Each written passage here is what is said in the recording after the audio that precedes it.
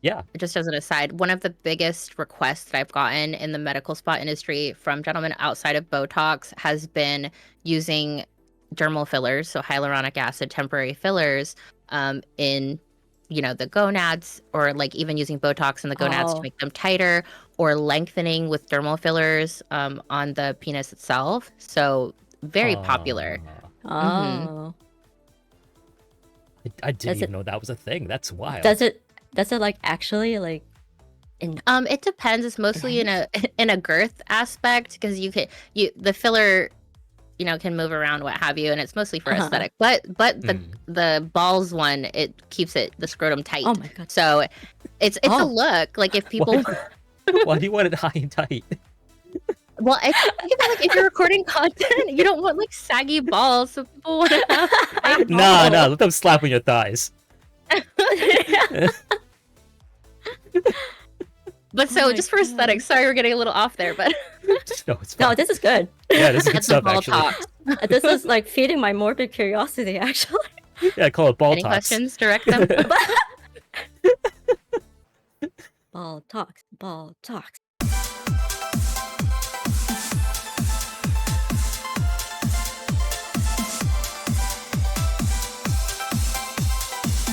Welcome into this episode of Depths Podcast. I'm your host, @Trementum_X, Rise streamer and LewDtuber. This is episode 55, and we got a bit of a different look in the studio tonight, as we have shook things up, and we're doing an episode we meant to do all the way back in May for Asian American and Pacific Islander Month. Through our various trials and tribulations, we have managed to finally lock down a panel, read the book, and get the topic together. So welcome into episode 55. This is the Asian Femme in American Sexuality and Sex Work. Specifically, this is a follow-up to episode 2 of AAPI Vtuber Talks, in which we talked about Asian femininity. But we talked about it in a more... moving my podium. Whoops. We talked about it more in a holistic sense and more in a relationships, dating, and parenting sort of sense. So this is the adult flip side of that. That's why it's on today's podcast.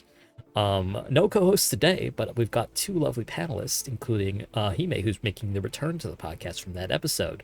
So without further ado, let's have our guests introduce themselves, starting with Fascinate. Hi, thank you for having me here. I'm Fascinate, or you could just call me Sun. I am non-binary, and I am a Chinese Korean American, and any pronouns are okay with me. Generally speaking, I am a full-time freelancer artist, so I do illustrations for a living, and I also do like 2D work, like rigging, so meaning I make VTuber models, but also on this side, I do lewd work on the side. It's just like putting some like, I guess, artistic kind of photography, I guess you could say, on the other sites. And Aesthetic I'm lewd. yes, yeah, there we go. That's a good way to put it, actually. Very good way to put it. And in general, I try to be like pretty outspoken about my identity as being a queer person, especially with like my sexuality and identity in terms of that, and especially as an Asian person in that community as well. Absolutely. Fascinate. I had my Fascinate to be in the AAPI Vtuber Talks, but they weren't available that month, so I am actually overjoyed to have them on for this follow-up. Welcome, Fascinate. I'm very happy. I'm very happy to be here. Yeah, I was really honored that you asked me to be there at that time, but then I wasn't able to because of the vacation. But I'm happy to be here now, so thank you. Absolutely. And making their return to the podcast, my co-host on episode 2 of the AAPI Vtuber Talks is Hime Cinda. Hello. My name is Hime or Cinda. I am a Filipina Manananggal VTuber, cryptid. A lot of my content is, comfy now as far as streaming, but I am a career sex worker, both online and in real life. A lot of my identity is based in being a first-generation Asian American, particularly Filipino American. And yeah, I've advocated in organizations for, sex work inclusion, decriminalization, and have navigated that for probably, I guess, the past 15 plus years now, showing my age. showing my age too, honestly. I've been this sort of like advocacy work for about a decade now myself, so right there with you. Wow.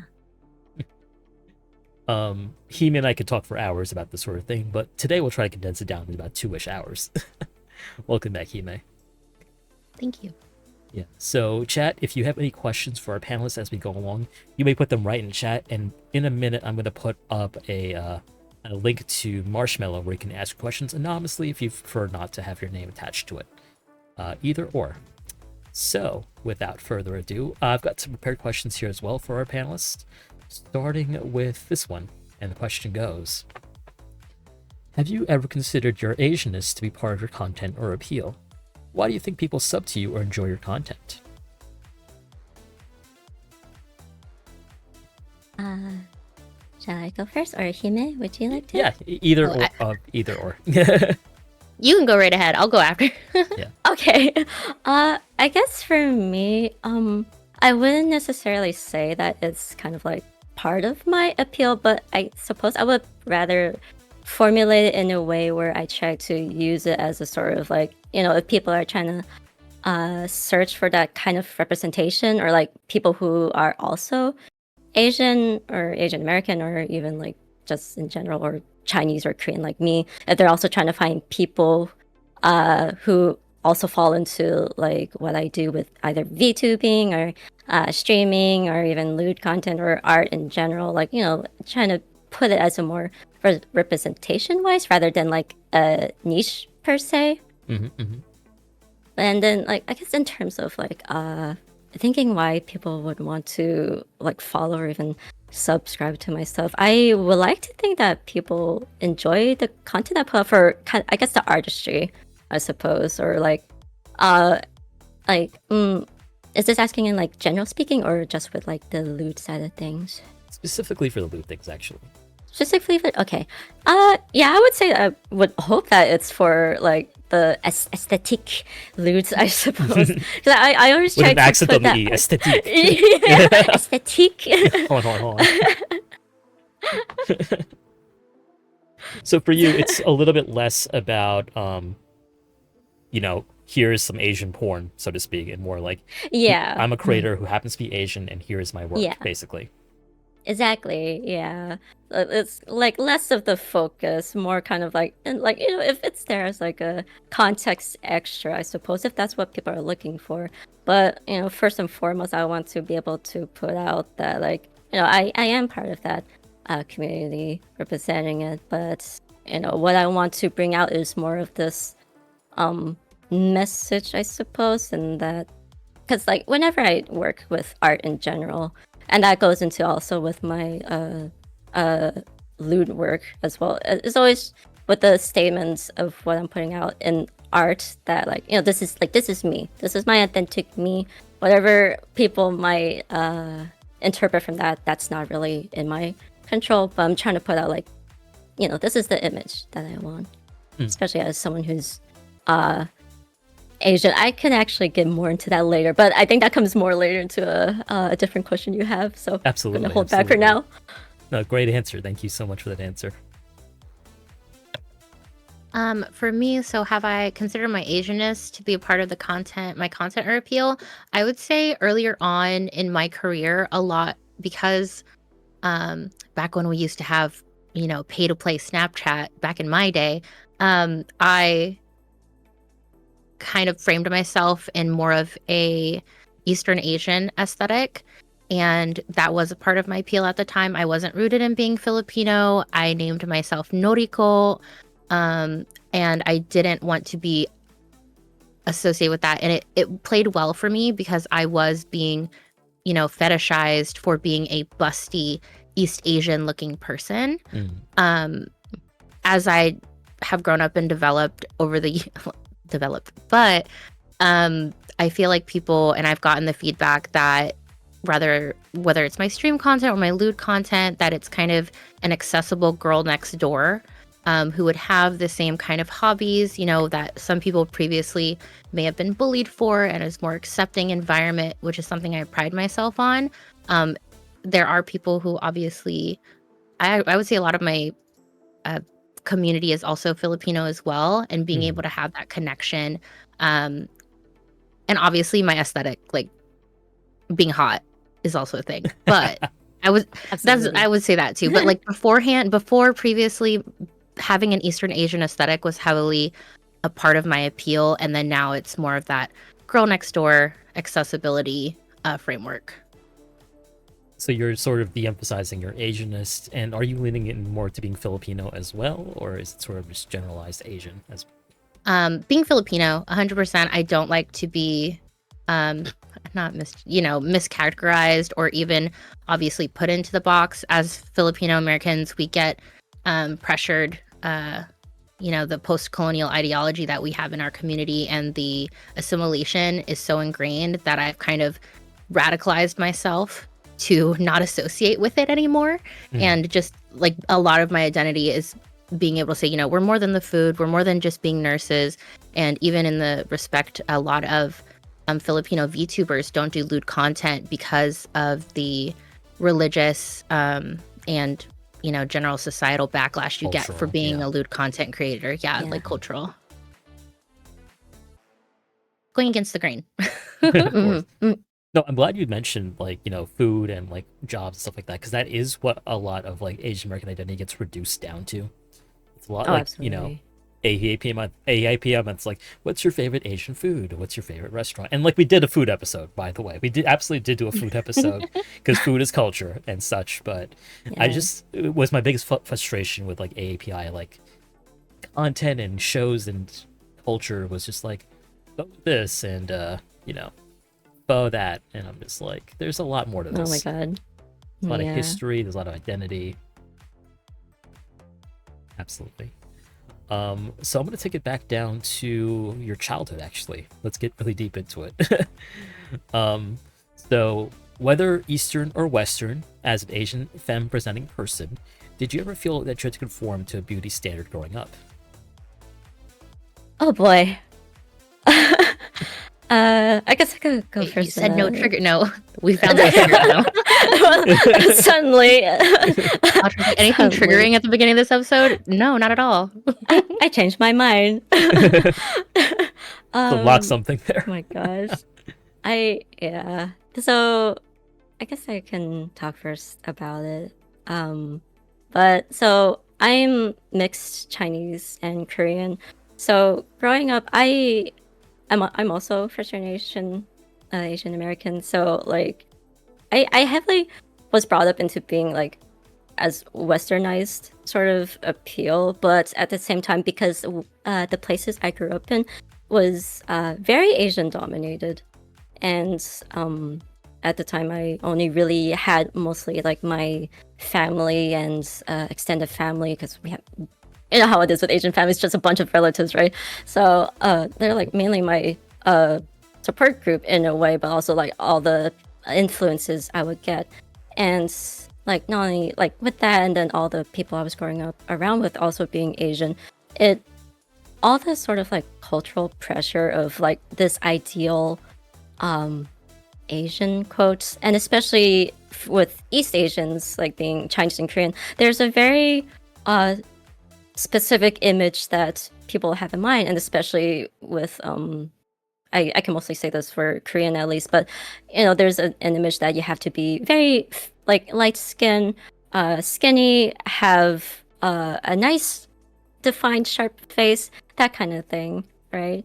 But for me, even though while I've like for pretty much my whole life I've been sort of like in between like slender and average size, at the same time like I have a very Korean face. It's like I look very like round shaped, broad shaped sort of face. It's common with Koreans, but at the same time in Korea it's such a standard where like you need a particular face shape, otherwise like that's kind of why plastic surgery is such a common thing there. So growing up, despite like how I've been in a particular like frame, I've been picked on a lot for like my face shape, because people would start calling me like chubby and stuff like that, and it will always come from like other fellow Asian people and from like my relatives as well.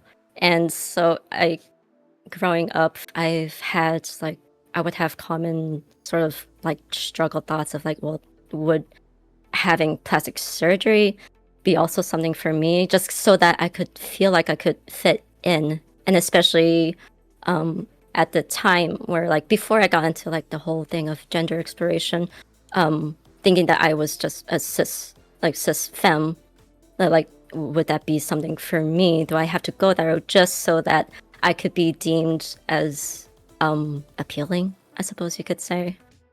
Were people around you getting like cosmetic surgery and stuff like that? I would say that's because, like, it was mostly during when, like, in teenager years, they weren't getting it yet, but they were definitely looking into it. And especially mostly my Korean friends were actually like, they were gonna, actually one did, like, they were all planning to, at some point after school during like the summer, they were gonna go back to Korea so that they could get plastic surgery there. So it was commonly talked about in Right, the that's what I've spaces I heard was in. too. Yeah. That, you know, when they get to certain, even as like a gift on their 18th birthday, for example. Yeah, that was exactly it. Yeah. Oh, me next. Yeah. Yeah, you want? So If you like. I would say, like, from my childhood, I was very, like I said, East Asian presenting. I've always been, I'm just gonna say overweight plainly. I'm a plus size person. I've been plus size since I was probably in middle school. I was an early developer. So a lot of that, I would say also, my hypersexualization growing into middle school, high school was because of that, because here I was, I wasn't this petite, person, but I was wealthily endowed. Okay. And that is what attracted people to me, because I did have, this more Eastern face and a voluptuous body for my younger years and growing into that. I was not surrounded by Asian people. I grew up in one of the most ethnically diverse places in Florida, Tampa, Florida. I think there was only 2 white people in my whole school. Oh my God. We were predominantly like 60% Hispanic, African American, and the rest of us. I think there was only like 2 other Filipino people in the school. And even in elementary school, I dealt with when people would say, I think we mentioned this before, like, I had somebody, when I was walking to school, these 2 boys on a bike said ching chong to me. Oh my God. Right. And then same time in elementary school, me telling them my mom was from the Philippines, they would be like, that's not a real place. Like, if people didn't know that Philippines was a thing, so they weren't familiar with it. So I did try to kind of conform. I bleached my hair to be more Western. I had blue colored contacts to the point that when I did a photo shoot for high school, they made me take them out, and they said, Asians don't have blue eyes. You have to take out your contacts if you want to be in this photo shoot. So, and I got bullied online too. I used to be on Gaia Online, and we had something similar to Marshmallow. I forgot what it was called, but you would go in and people would be like, take out your contacts, be Asian. So I also dealt with that, like, even though I was trying to conform and trying to be, what I thought was what people wanted to see, I got bullied for it too. The unironic thing is I now work for a cosmetic surgeon, and I now, I also work, I operate a medical spa, and I'm in the beauty industry, and I get all the Botox fillers I want to look how I want. Which is racially ambiguous, I would say now. Yeah, well, so it's interesting because, like, it's like getting, like, the work done or the Botox to conform to a beauty standard versus, getting it because you feel like this is what your community or, like, what the beauty standard is supposed to be. So, I mean, like, personally, like, I don't begrudge anyone that gets, like, work done. Because I know some guys are like, yes, absolutely. Oh, you're perfect the way you are. Oh, it's like, no, if you want to get it because you want to get it, go get it. Like, I see these guys who, like, get, like, what, it's like the leg lengthening surgery to get taller. Yeah. Oh, yeah. And I'm like, that's not for me, but I understand why. Oh, this is a lewd podcast, right? Can I Yeah. Just as an aside, one of the biggest requests that I've gotten in the medical spa industry from gentlemen outside of Botox has been using dermal fillers, so hyaluronic acid temporary fillers, in the gonads, or like even using Botox in the gonads to Oh. make them tighter, or lengthening with dermal fillers on the penis itself. So very popular. Mm-hmm. Oh. I didn't Does even it know that was a thing. That's wild. does it like actually like It depends. It's mostly in a in a girth aspect, because the filler can move around, what have you, and it's mostly for aesthetic. But the balls one, it keeps the scrotum tight. Oh my god. So it's a look. Like if people Why do you want it high and tight? well, I think about, like, if you're recording content, you don't want like saggy balls, so people want to have tight No, balls. let them slap on your thighs. But so Oh my just for God. aesthetics, sorry we're getting a little off there, but No, it's fine. No, this is good. Yeah, this is good that's stuff, the ball actually. talk. This is like feeding my morbid curiosity, actually. Yeah, call it ball Any talks. questions? Direct them. Ball talks. Do not be afraid to get what you want. And I just say that in the Yeah, respect of, yeah. like, yeah, I look the way I look now, how I want to look, not because I Mhm. want to look like anyone else, or I want to look like a white person that I would have like I want to look like my ideal self, as opposed to any societal standard. Yeah. Of course. I feel like that's like the fine line between, like, if you decide to do anything that's like very physical changing, like it really should be to like that's something that makes you personally happy with yourself, rather than like that sort of pressure. So it's like I never judge anyone either, because like as long as you're happy, then like hell yeah, more power to you. Yeah, absolutely. Like, it's really no one's business what you get for yourself, like whether it's big naturals versus like implants or fillers or whatever it is. Or even Like- high and tight balls. Apparently. Just This walks is into our the spa. shtick Yeah, I want a high and tight. Oh no, wait! I thought this was a barber. I thought this was a barber. Just chasing them around with a needle. Like, hold still.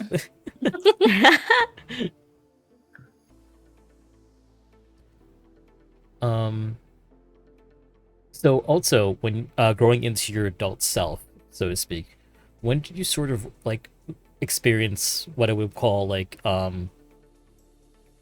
gender euphoria, but sort of like actualizing the self that you want to be? Because everyone, like, when we're teenagers and young, we generally aren't where we want to be yet. It takes a while to sort of get to our idealized self. So can you talk a bit about your journey to getting to the place in which you feel like, or maybe you're not comfortable with the way you look right now, but can you talk a bit about your journey to get to your idealized self as an Asian femme, presenting person? I could really go on about that, especially because of like my personal gender journey was like it took a lot of turns. So let's see. For me, my journey of self-discovery, it's taken about like 12 years now, I would say. It's always still kind of going, but it was only up until maybe this past year that I really finally kind of settled in a way, in a spot that like I'm really comfortable with. And that's kind of why I even began to put out like lewd content, because I was finally much more comfortable with myself. But it all started when I was like 18 years old, pretty much. Back then I was very indecisive as to whether I would be fit more as like more leaning masculine, or if I wanted to play more with my femininity. Because at the time I was really I couldn't really figure out what was dissatisfying me about my femininity. I think actually a lot of it, like half of it, probably played into like the whole standards that I was seeing, especially like the kind of people that I had been surrounded with in Asian communities, with all these people at say my age who were trying to achieve their own certain things, and most of them were like girls too. So I thought that maybe I would have to go that way, but I didn't like that idea. So then I was like, okay, maybe I would try to lean a bit more masculine then. And for a few years, I did actually present myself more as like a trans man, and that was how I labeled myself for, I would say, maybe about like 5 years, until I realized that something that was more fitting was that I'm non-binary, because I kind of in the same way at the beginning where I didn't feel satisfaction being purely leaning into femininity. I realized that also leaning also into masculinity didn't make me happy either. So, and then I realized like the beauty, well, it's a whole spectrum. It's not binary. It's a whole spectrum. So then I realized I could probably like play along somewhere that's more in between or even outside of that binary. So Absolutely. that's how I landed the whole thing. Yeah. There's always been non-binary people, but like Mm-hmm. the verbiage, the language to like put it into like words was not there. Yeah, 'cause exactly. I think for our generation, I'm not sure how old you are, son, but like for like Hime and mine generation, it was like straight gay. That was it, straight gay. We had metrosexual as well. Right. Yes, that was what like early 2010s metrosexual. And it is just a guy who just shaved and like wore nice clothes. Wait, I actually never knew about that. Yeah. Yeah. Just a man taking care of himself. A man taking care of himself. That was. I learned something new today. I saw something I forgot which page. It's like some conservative like newspaper, but it was like geez. It was like breaking down like the new millennial aesthetic, like male aesthetic, and it's just a guy with like a pink shirt and a labubu on his like bag. And it's like, this is engineered to appeal to liberal women, and it's like, huh? What? Oh my god! I've got to find this article. It was wild. Please, I'm put it in the side chat. Yeah, I'm so curious now. I'm like, that's, like who isn't trying to appeal to a member of the preferred sex? Honestly, unless you're like super asexual, and like in that case, even then, true. Like, doesn't mean you're gonna walk out wearing a potato sack. Hey, you present your best self, even if it's for yourself. Exactly. Metrosexual, that's so funny. Yeah, like that whole like. Sorry. Yeah, I think like, because I think the term. Let's see. I'm trying to think back. Like I only really found out about the term non-binary through like Tumblr, back when the Tumblr era was still like at its peak. That's really how I found out anything about like gender, to be honest. So like, I looked up metrosexual. David Beckham is on there. That makes sense. Denoting a man who lives in an urban area, enjoys shopping, fashion, and similar interests traditionally associated with women or gay men. Amazing. And like they used it specifically to like refer like not specifically to athletes, like, are you but metro? it definitely was used a lot for like male athletes that weren't like cocaine snorting, tobacco chewing like degenerates. Mm-hmm. Just like nice guys who dressed well and like had a family and went out with their kids. It's like, oh, he's metro. He's metrosexual. Welcome to our time capsule. I mean, that actually sort of like leads itself well into a question that I have that isn't on the list. Mm-hmm. But when we talk about traditional stereotypes about Asian people's like gender expression and presentation, for men it can be feminized, sort of like nerdy, geeky, like not very masculine and such. Whereas for Asian women, it tends to go into one of two directions, which is either very nerdy and bookish or hypersexualized. So my question for you both is, do you feel that your sort of identity as Asian presenting femmes, and whether or not you sort of like identified that for the entire time, do you feel that you're being put into a box when you were like interacting with people throughout your like early 20s and 30s and such, especially when it comes to like dating or like looking for like a relationship? Ooh, before my cerebral cortex developed, absolutely. I felt like I couldn't be as outspoken, as I wanted to be, because I had to be demure and approachable. I was also vulnerable because of my size, even though like my face card did not decline. It was more like put me in a vulnerable space of I have to be palatable for people, and live up to this effigy that they had in their head of me, like of what I was supposed to be. Mm-hmm. And then I met my husband, but then the switch hit me as like I can be myself and people are going to like me and I don't have to fit into that box. Hmm. And then I moved on from there, and now I'm in my 30s. It gets better, kids. It gets better. It gets better. I guess, let's see. For me, I would say, especially because like when I was in like early 20s, late 20s, I was still in university. And like at the time, because I was so like so focused into like my studies that I didn't really put time to really go out and explore myself and like be more comfortable with like different ways I was dressing, like how I dress now. The way I look now is so much more different than I was in my 20s. Honestly, I course. kind of fell more into the box of like being looked at as like the nerdy or even like the shy nerdy the one who can draw Asian kid throughout the Yeah. whole time. In the hallway, yeah, exactly. in the like, library. What are you in the drawing? oh my god. Is that anime? Can you draw me? Yeah. every time. But yeah, like I'd always be that one student who's like just sitting like by myself in the hallway or in like the corner or in my own little table at the library. And like, I don't know, it was strange because like I never considered myself nerdy just because like even though I wanted to like focus on my studies, I am not necessarily a strongly like academic person. Right. But people would always try to like look at me for like, as like someone reliable in that sense, always someone who's gonna do like pull the work and all that sort of thing. And I kind of like fell into it because well I wanted to just get myself through, and if I had to rely on other people, then I did kind of get that benefit in a way.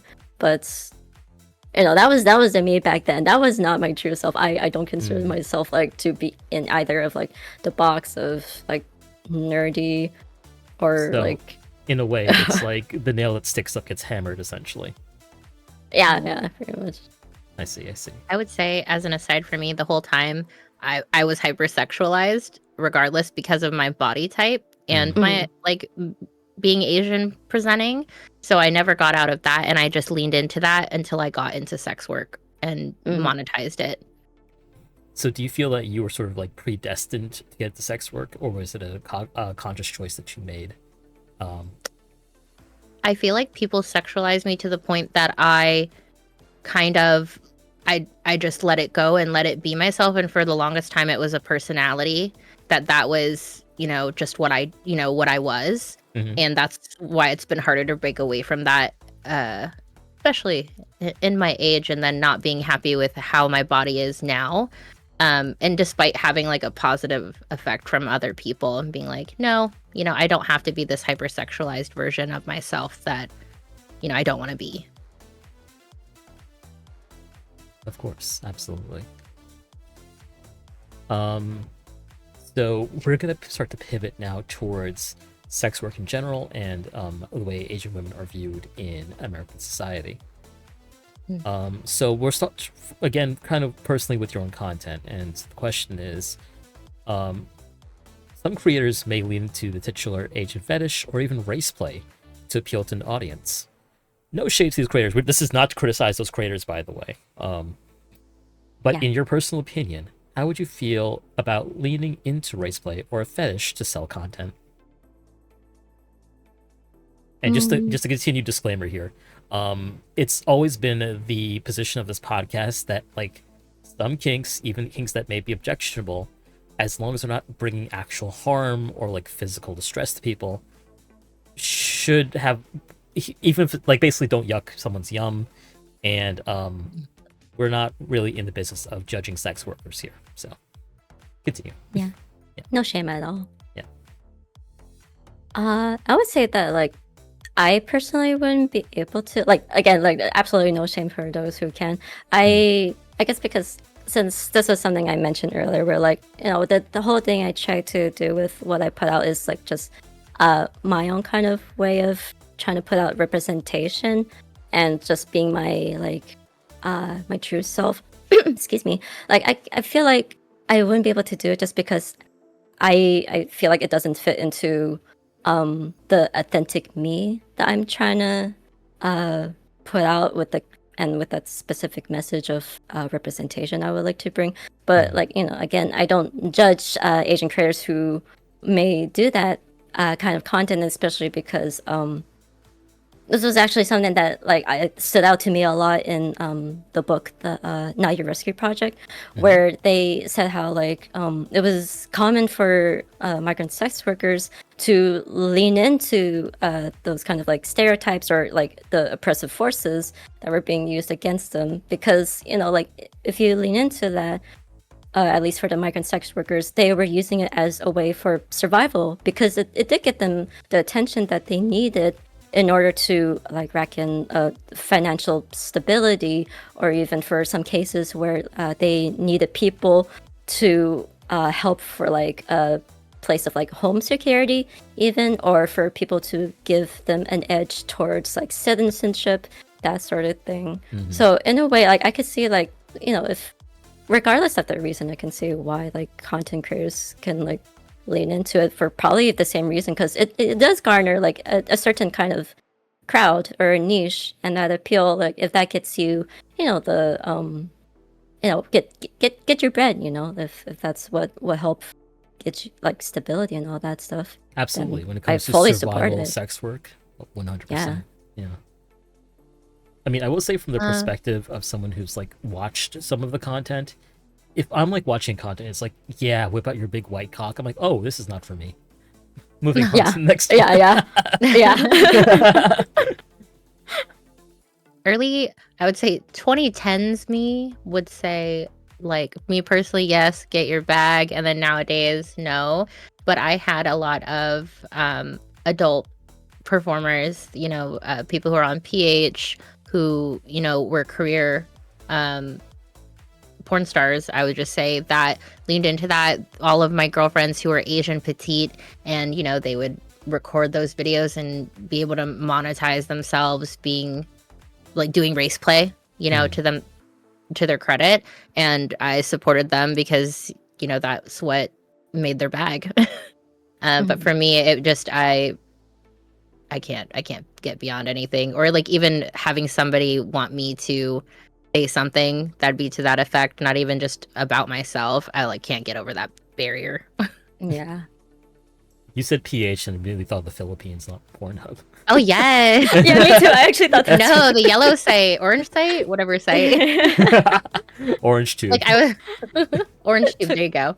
Took me a sec to piece it together. I was like, oh, okay. that Yeah, in makes the sense. Philippines. In the Philippines. And unironically, all those girls were Filipino. So Oh, Yeah. it worked out. Yeah, I mean, there's something to be said about being East Asian passing and trying to make adult content, because it is the most popular form of like racialized porn out there, which is Asian. I would porn. say, yeah, like Oh, they yeah. were wearing, what are they called? Kipao? Like they would Kipao. wear. Oh, like, yeah. Yeah, they would wear kipao, and I'm like, girl, you're Filipino. What are you doing? But it sold, and it was what they expected of them. Yeah, and like it's partially also due to like the massive Japanese porn industry, and how that was sort of the first thing to sort of infiltrate over here with the advent of the internet. For sure. So I think it very strongly shaped people's perceptions of like Asian women's sexuality. And this actually leads into the question I have here, which is, are there tropes or stereotypes that you feel are perpetuated by the mainstream porn industry? So this is not talking about Fansly and OnlyFans at this point. It's talking specifically about like Playboy and Brazzers and Pornhub and stuff. Yeah, I actually have a lot of thoughts about this. Like, I think the biggest, or one of the biggest things I would say is that, like, often from what I would see, they would play a lot into, like, the, quote, meek Asian person, like, an Asian person who's, like, very subservient or very submissive. And, like, I feel like that perpetuates a lot of issues, because there's, generally speaking, when it comes to like racial problems towards Asians, and specifically with Asian Americans too, is that there's this whole myth or image of Asian Americans being the quote model minority, which like that's an extremely harmful stereotype. It's a really harmful outlook to put on us, because like it paints this very like very stereotypical image that we're successful because like we're either like academically smart or because like financially smart, whatever. But like that's dumbing it down very in a simplified way, because the actual problem in that, the core issue, and specifically that we play by white America's rules. Yeah, exactly. Yeah, that's what I was gonna say. Like the core issue is that is because like it puts this image as if we fall in line so well into being told what like we're supposed to do. And like that's just not the case. It shouldn't be the case, because like we have our own struggles, and like having that sort of image, like it really erases that, like as if we don't have our own control, and that like, you know, we could be exploited so easily, and that we're always going to like bend down and that sort of thing. And like I don't know, that's one of the main things I've seen so commonly in the porn industry in that kind of category. I would say like in like mainstream Orange Tube and the friends that I know too, like you said, the expectation of like Eastern porn versus Asian femmes, you know, East presenting people in Western porn is completely what is it called? It's like a caricature, you know? Yeah. And it hasn't stopped, I would say. And I do, one of the creators that I mentioned, one of my girlfriends who is Filipino, she took it upon herself because she was put in a very you know, uncomfortable position doing, oh my gosh, what are they called? Like the POV content videos. And now she runs to make sure that, you know, industry workers like her are protected and comfortable in their scenes. She started her own like POV company. She's a director now, and being able to reframe that and really push away from the narrative that she was forced to in her early career. So, but it's very few and far between, because things like Brazzers and, you know, the real money makers are still pushing that narrative. We haven't gone that far. Right. This is a total aside, but some of the behind the scenes footage, like how they shoot those POVs, is just really funny to me. Oh yeah. It's either somebody at a very odd angle for like what's happening, or like they've got like a headset on, like a full on. Yeah, like the little head cam. Yeah. Yeah.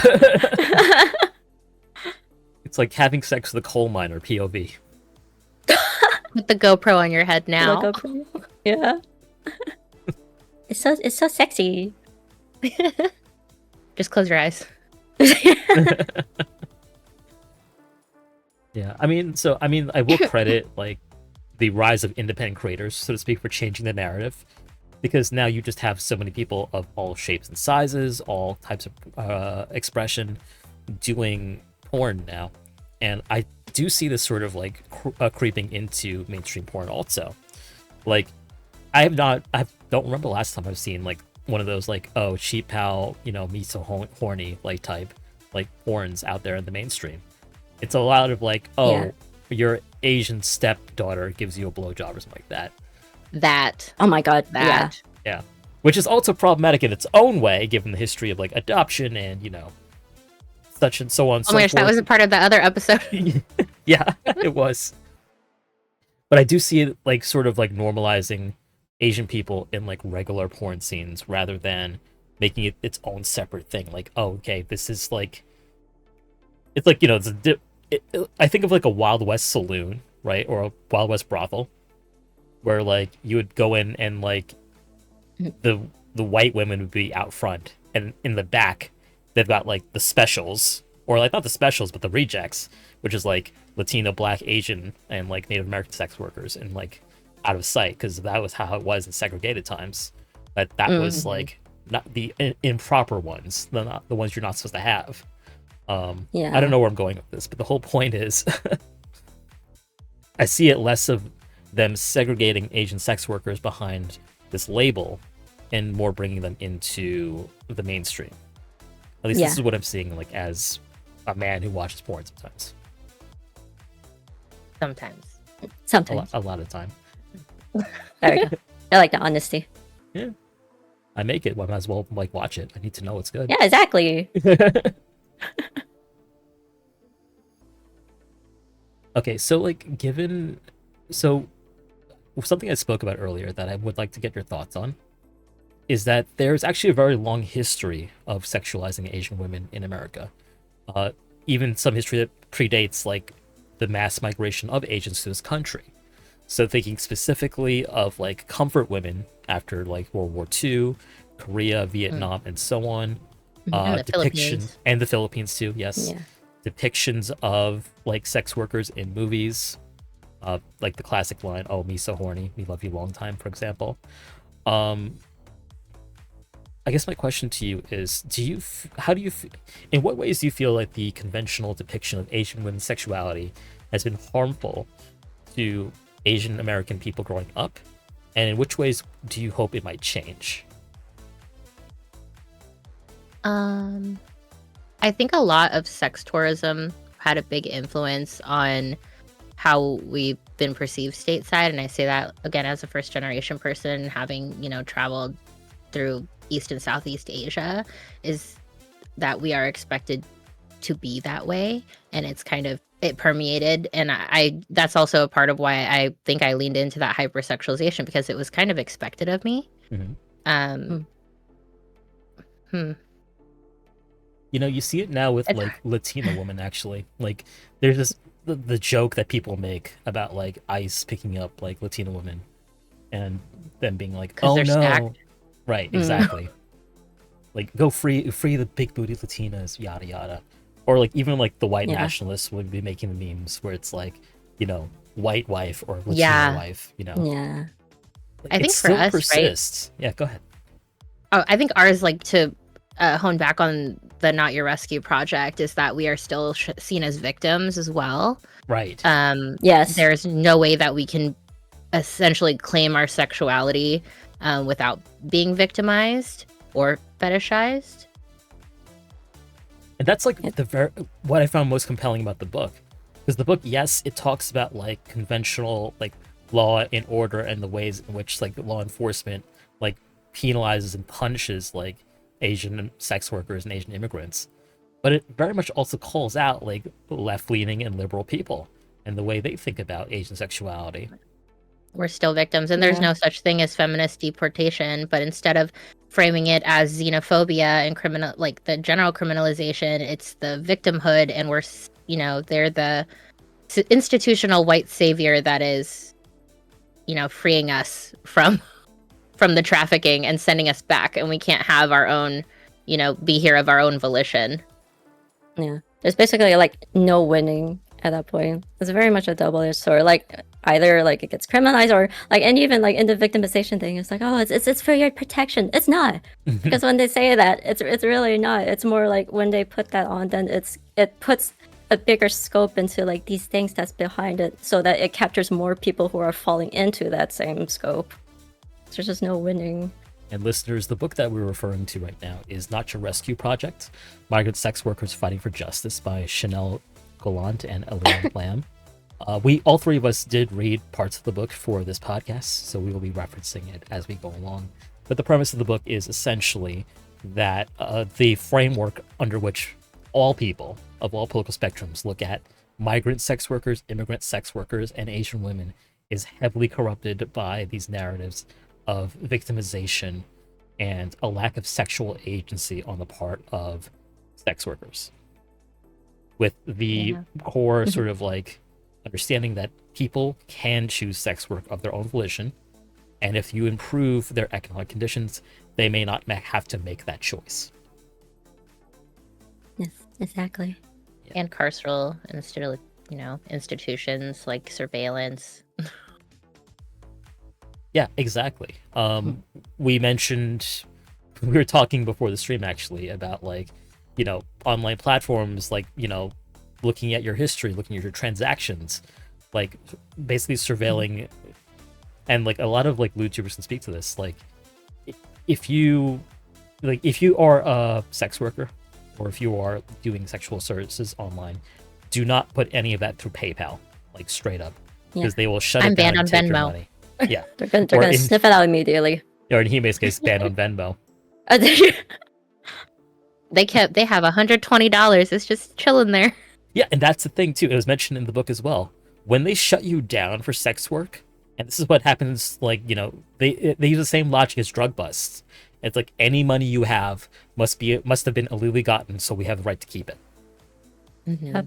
Like that's what they kept doing to the massage parlors. Like when they would like shut it down for quote investigation of trafficking. Like all the money that they had gained, they just keep it for themselves in the end. Like Yeah. I think what was mentioned is that I think that the law enforcement people like they got like 80% of it or something. Yeah, and this is a huge Ridiculous. violation of like a huge conflict of interest, because then you're just essentially incentivizing robbery. Mm-hmm. And in the case of some of these raids too, people die. I believe her name was Yang Song in Flushing, New York, who jumped out of a window rather than trying to be like detained by ICE and died. And I didn't even notice. I walked by that all the fucking time, and like I was just floored because there is no memorial, there is no commemoration, there is no nothing No. to like say that this person died here, and they didn't have to, and it was a working mom, and you know, it really just conceptualizes that people don't see these massage parlor workers, Asian sex workers, as people. Mm-hmm. Either they are victims who have to be deported and taken out of here, or they are someone's rescue project and they are not allowed to have a say in what they do for work and the reasons that they come here. It is a shame. Yeah. To that, I was just recalling because we did mention the massage parlor workers. It was actually a recent this month, earlier this month, in like the first week. Actually, what is that? Last week, September 8th. Recently, I'm in Seattle, Recently, so yeah, we had a massage parlor in Washington where a man deliberately went in and he beat two massage parlor workers with a coat rack. It was very much intentional. Oh my god.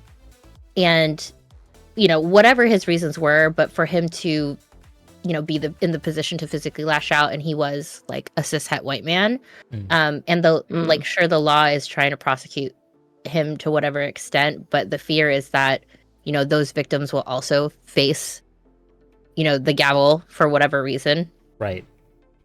Because how many of them And that's don't something call the recently. police because of fear of being like discovered or like also put in chains themselves? Yeah. Mhm. And it happens very often here in New York too, in which robberies, shootings, people getting beaten up, getting robbed. It happens, I would say, on a monthly basis, unfortunately. So hard in our metropolitan areas. It is. I mean, when I was younger,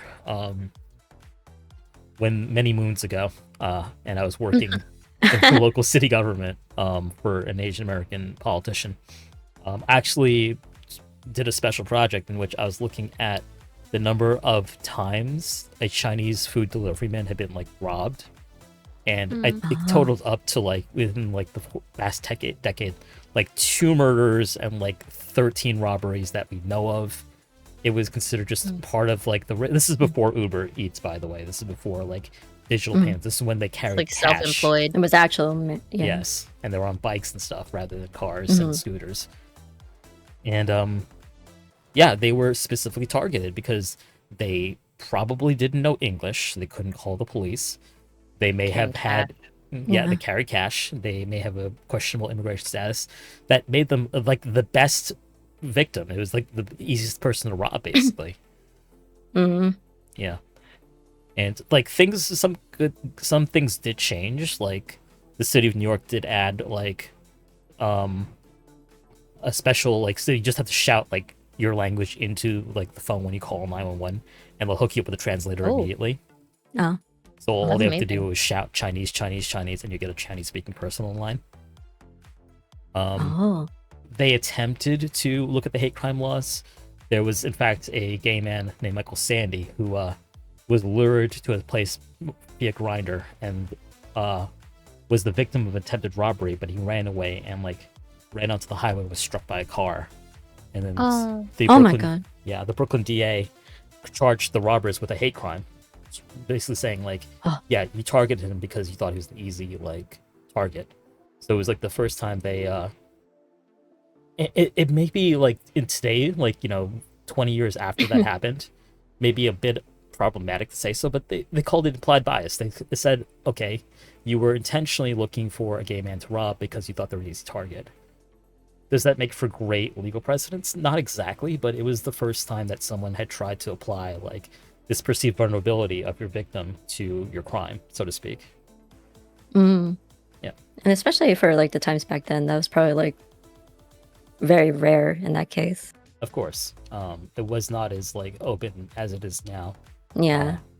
Gay men were very much meeting in secret or meeting in like isolated areas and stuff like that. And that's why Yeah. he was lured and ended up dying, unfortunately, the poor guy. Mhm.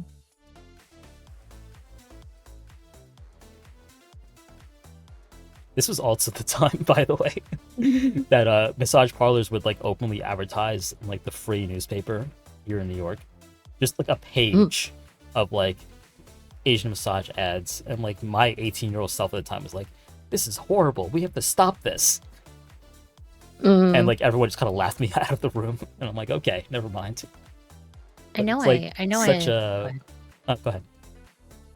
I had mentioned it earlier when talking about brothels, and I just wanted to get it out while I had it because we're talking about massage parlors and, you know, Asian femmes and representation there, as well as those femmes are normally, like the book stated, over the age of 45. So they aren't this, again, proposed demographic that people think these are vulnerable young, you know, Asian women. They're Apart actually from the usually village, pretty, yeah. they're Yeah. stable. They need this kind of export. And the juxtaposition I have with that, with having lived in Vegas and having friends who were white, you know, or white presenting, that were able to have gainful employment at brothels, as opposed to, you know, the victimization and criminalization of massage parlor workers, often within, you know, the same boundaries. Right. And it spans like a lot of these places, because I think back to the Atlanta spa murders, and most of those victims were in their 50s and 60s actually. Yeah. The book does mention actually that because Asian femmes are perceived to be younger than they actually are, that is sometimes used to their advantage in like these sort of massage parlor situations. Yeah, I was thinking of that earlier too. Yeah, in which like the client may not realize that the age of the person may not be like, you know, 20, 30. Yeah, it's actually more common that like the those who work in the massage parlors and stuff, that they're more like in their 40s, 50s and older. Yes. It's not as young as like you would expect. Yeah, because the employment prospects for like Asian immigrant women are not great. Like you're maybe a nanny, or you're working in a sweatshop, or like, especially if you're not legal. Yeah. Yeah. You have either sweatshop or food production. If they are legal, I would just say like the demographic here is most of the greeters at Walmart. If they're not East Asian or some type, or they're older Filipino women. And I thought that was very strange moving to the Pacific Northwest. But yeah, there's not a lot of places. And then people feel like the assumption is that these women must be sacrificing their moral compass for money, again, perpetuating that victimhood. Recently, again, we actually had a couple that ran a couple of massage parlors in our state that were just sentenced to like, I don't know, a couple years in prison. And never was the story of the sex workers told. It was, you know, just these are vile bosses who are, you know, carting these women around, and you know, they're doing sex acts for money and not doing real massage work, even though they were, you know, in some points. But again, it was like there's never a voice for those sex workers to say, or like those migrant sex workers. It's just the victimization, and then also never finding out what happens to those women in, you know, popular media. So that's why I think a lot of Not Your Rescue, well, yeah, the book frames the stories of those workers, because we don't get to hear that often either. There's a term used in the book, white slavery, in which it spoke about the white slavery panic of the 70s, in which like popular media and the news like convinced most of like the country that like white women were being plucked from the streets and sold into sexual exploitation. It was a moral panic, and it turned out to be mostly bullshit. Because yes, there are absolutely people who are kidnapped or like, you know, forced into sexual exploitation. But a lot of the times too, people who run away or are vulnerable or LGBT turn to sex work, and the two get conflated as exploitation. And unfortunately, that persists to today because most people cannot perceive of sex work as being anything other than exploitive or harmful. And that includes, yes, OnlyFans and Fansly as well. We don't have autonomy. Yeah, they think of it as like like this person did it as like a quote last resort sort of thing. Yeah. And there certainly is. There is. And there are people who are absolutely doing it as a last are. resort. Yeah. But it does not mean that everyone is doing it as last resort. It does not mean that you have an obligation to rescue, or worse, prevent this person from doing this thing because of your personal moral values. Yeah, it's a harmful generalization, so to speak. Right. And I think like when you're saying the reflection of having the kind of surveillance, what did Chantal say? She said something like, you're gratified by making these claims and framing yourself as a hero and a savior, when really you're just calling into a snitch hotline. Yes. That perpetuates the criminalization of these workers. Yeah, calling ICE a massage parlor, by the way, is not a good act no matter which way you slice it. You're not a good person for doing that. You're not saving anybody. You're sending a lot of people into immigration detention, more often than not. You can ensure that their stuff gets seized and they won't get it back. You deny them livelihood. You're sending them back into poverty, essentially, to make you yourself feel good that you've done something to prevent human trafficking. You haven't. And out of anonymity, Oh yeah. So one thing I really liked that was mentioned was they discussed how people look for signs of human trafficking and how it just ends up being just racial profiling. Yes. Yes. That's why they're saying it's often racialized. Yeah, it's like, are you an Asian woman traveling by yourself? Do you have are you avoiding authorities? Are you walking quickly? Things that just are just people existing is taken as a reason to surveil them. Yeah, and those are posted all over airports too. And this was something I never thought about before when I would go traveling alone too. I would see those signs posted in airports and in the bathrooms too. Do you think you see someone with these signs of that they're being trafficked? And then I didn't really think of at the time back when I was younger, I would think of that must be they're doing a good thing, right? Because they're because human trafficking bad. But then now when I think about it, it's wait, but that could fall a lot of that could fall into a lot of things where that's it's are not they always watching the case. you thinking that you might be traveling sex worker or something? Yeah, because I'm alone. Authorities. I'm alone. I'm Asian femme. I can look a certain way, and then just thinking because they talked about in the book too, but not the idea of human trafficking in some context. Yes, it's bad, but when you can't generalize it all, especially with migrant sex work, it's not necessarily a bad thing. And if you try to report these people that you suspect as human trafficking, you might actually be taking away their livelihood that they voluntarily chose. It's not always something that they got forced into. It's something that they choose to do, whether it's for their stability or even a sense of empowerment. And then you're just stripping that away. The fact that it pays way more than working in a garment factory. Way better. And you have better physical health at the end of it. Sure, it's still, sector still is extremely physically taxing. Yeah, it is physical labor, but it's the word they kept emphasizing in the book is it's just better. Yeah, it's choice. They get a choice to engage in the activities they want to. They get a choice to work in this place. They get a choice to do what they want, what they choose to do. Because a lot of times it's negotiation between them and the client. Not the place being you must have sex, you must give a blowjob, yada yada. It's very flexible. You could set your rules. Yeah. In an ideal world, those similar hotlines and talking about airport bathrooms, they have since in Seattle, they've kind of changed the verbiage on the signage now. Instead of more of a see something, say something, it is targeted to, are you experiencing, these things? Like, Right. are you Uh-huh. in a safe place? So it is geared more to people in a vulnerable situation as opposed to that surveillance state. Mhm. But in an ideal world, I remember in the book it talking about assessing whether an organization promotes the interests of sex workers and how to weed out, which ones are going to perpetuate the criminalization of them and frame it, as saviorhood. Mhm.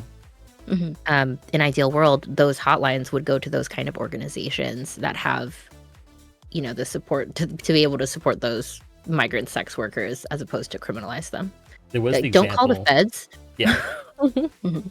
exactly. There was the example in the book of like that organization that operated in Southeast Asia that like closed down brothels, took people out of brothels, and put them to work in like a socks factory or garment factory where they made Mhm. pennies on the Mhm. dollar. Mm. Essentially, themselves becoming a sweatshop. It just was Crazy. just so Yeah. dripping with irony that like they claim to be like, pro women, pro feminism, pro like these women who are being objectified, but then they get put into work in something even more exploitive. Yeah, like you just put them into something that they were trying to escape from the first place. Exactly. Criminalizing their livelihood. Mm-hmm. We actually have a question from Marshmallow. I'm gonna go ahead and pull it up. Seconds. There, here we go. This question's from Marshmallow. For Ooh. everyone, have the communities online or IRL that you've been in shifted since you started versus now? Have you seen more diversity among other workers? Has the general perspectives from your customers changed? Or is it more so a space you have curated for yourself to be that way? What a great question. Great question. That's really good. So I'm not obviously the topic of this podcast, but I'll go ahead and start. I'm very much a niche creator, as a cis straight man who makes content for women. Yeah. And that's how I started, and that's how I curated my space, and I was mostly making content for my specific audience of mostly my friends for the most part, honestly, but like, people who are seeking like a cis male, doing, cis male things and moaning into the mic and yada yada. In the ways that it's changed, I've actually found that most of the guys who are making that content have dropped off and like left, as it's been a little bit more difficult to get traction, especially with really? like sites like Fansly getting very creative, very competitive. Mm. But I have also seen that I attract, I would say my audience is probably now 50-50 women and gay men, which I've become more used to sort of making content for a more broader audience. It's less like, oh, you're such a good girl, and more it's like, oh, you like that, you like what I'm doing right now, you like this, you like noise making, stuff like that. It's something where I didn't think I'd have to broaden my appeal necessarily, but I'm becoming more and more comfortable with it. So I'd say that. And in terms of diversity, I think everyone's getting into it right now, especially in VTubing. Like all the big indies are getting into sex work and every day I see another like indie that I know, like not even just the big ones, but even the small ones too, who are starting with Fansly and like getting into it. And like I'm very happy for them, honestly, because sex work has been good for me. I don't need it for my survival, but it's been great monetarily and for my self-esteem. So my experience is not everyone else's experience, but it's been a good experience for me, and I would like that for other Asian guys as well.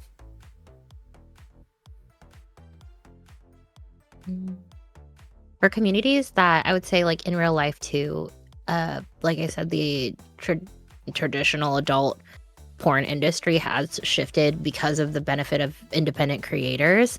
And I've loved seeing that. Again, you still have like Orange Tube people and browsers that are at the top, but you have seen a pivot to in content from indie creators.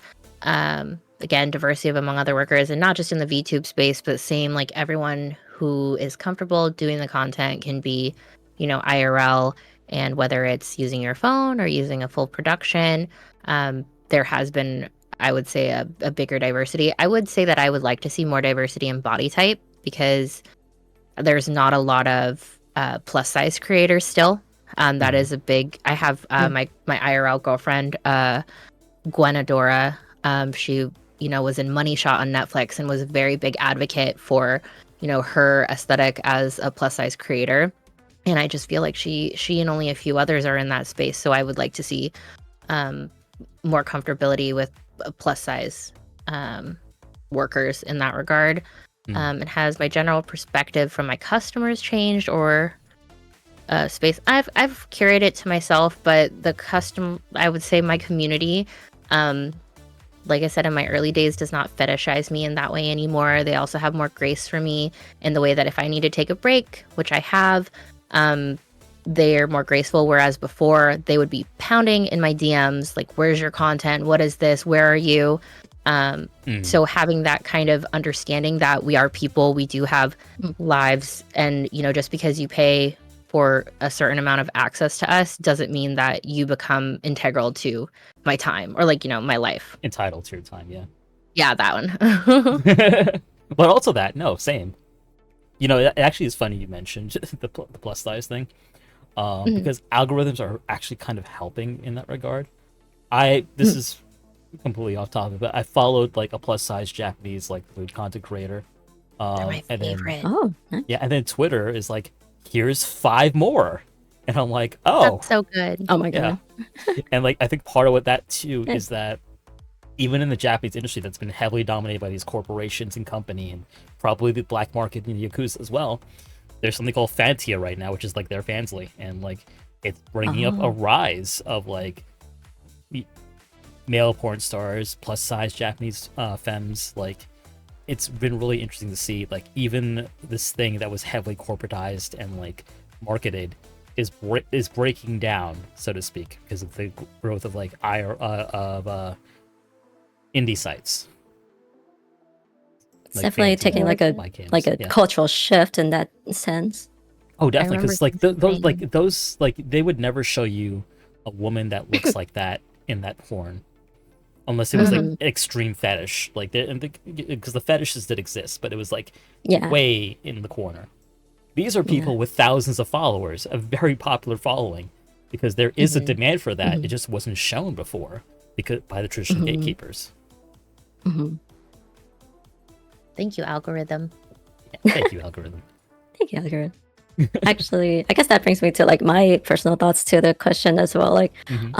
To be clear, I don't have as much experience in the industry as you two or other YouTubers I've found in general. I would say I'm about 1.5 years into it, very fresh into it.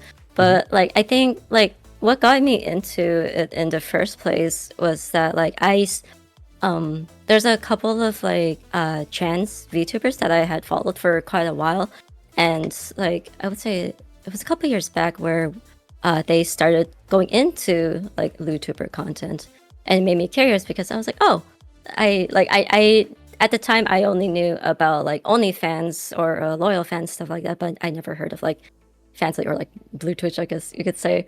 And so I had looked into it personally for myself, since it was more rare at the time to hear about specifically queer VTubers who I get into. I would mostly find it more from others who were allies or cis straight, but finding it for queer, that made it feel there was this sense of solidarity that if she's having a good time with that, then when I started feeling that confidence for myself, maybe I could explore into that. And so specifically with Fansly, from what I had been aware of, that I heard that it was pretty open-minded to queer creators and such. And so when I looked into that for myself, I thought there's a bit more security in it for me then as well, because I'm very open about my queerness, my identity, and my sexuality, or that I would at least maybe then attract a sort of community or audience who would also be more open-minded to that as well. They wouldn't just see me as someone who's just a girl who's just femme and stuff, but that I'm basically. They wouldn't just see that, that I'm non-binary. Sure, I have that body type, but I'm more than just a girl. And since I'm still learning about all these things in the sex industry, like when I try to research for content that I can maybe explore, that I try to specifically search for other like non-binary people, and like just to see like what do they do, what kind of words or hashtags do they use, that kind of thing. What would Kind of be market comfortable for research. me. Yeah. Yeah, like marketing. And like one thing I would like to see more, since that goes into that part of the question, like most often I will see people who fall more into being like they're trans men or trans women, which is like amazing. It's amazing how much more that is actually becoming mainstream. Like I've noticed like in Orange Tube, or what you call it, that like it actually became like say Pornhub on here. This is okay, educational. okay. Oh, perfect, So I'm perfect. okay.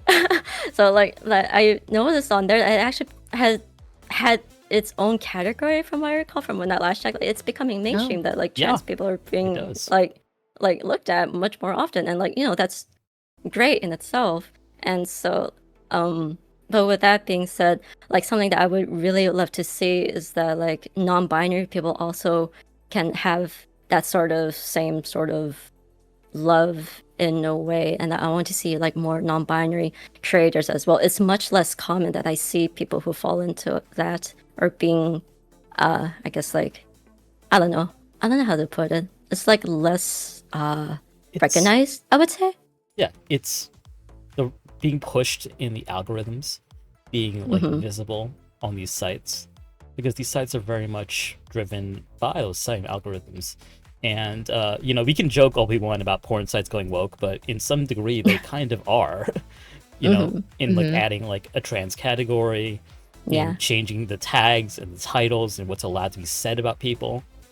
You see a lot of like websites that had trans women on them changing the verbiage, like the slur, Oh yeah. that's typically used is gone, in favor of less loaded things. And at this point, if you want to call yourself that, or if you want to make that part of your appeal, that's your choice. It's not a website forcing it on you.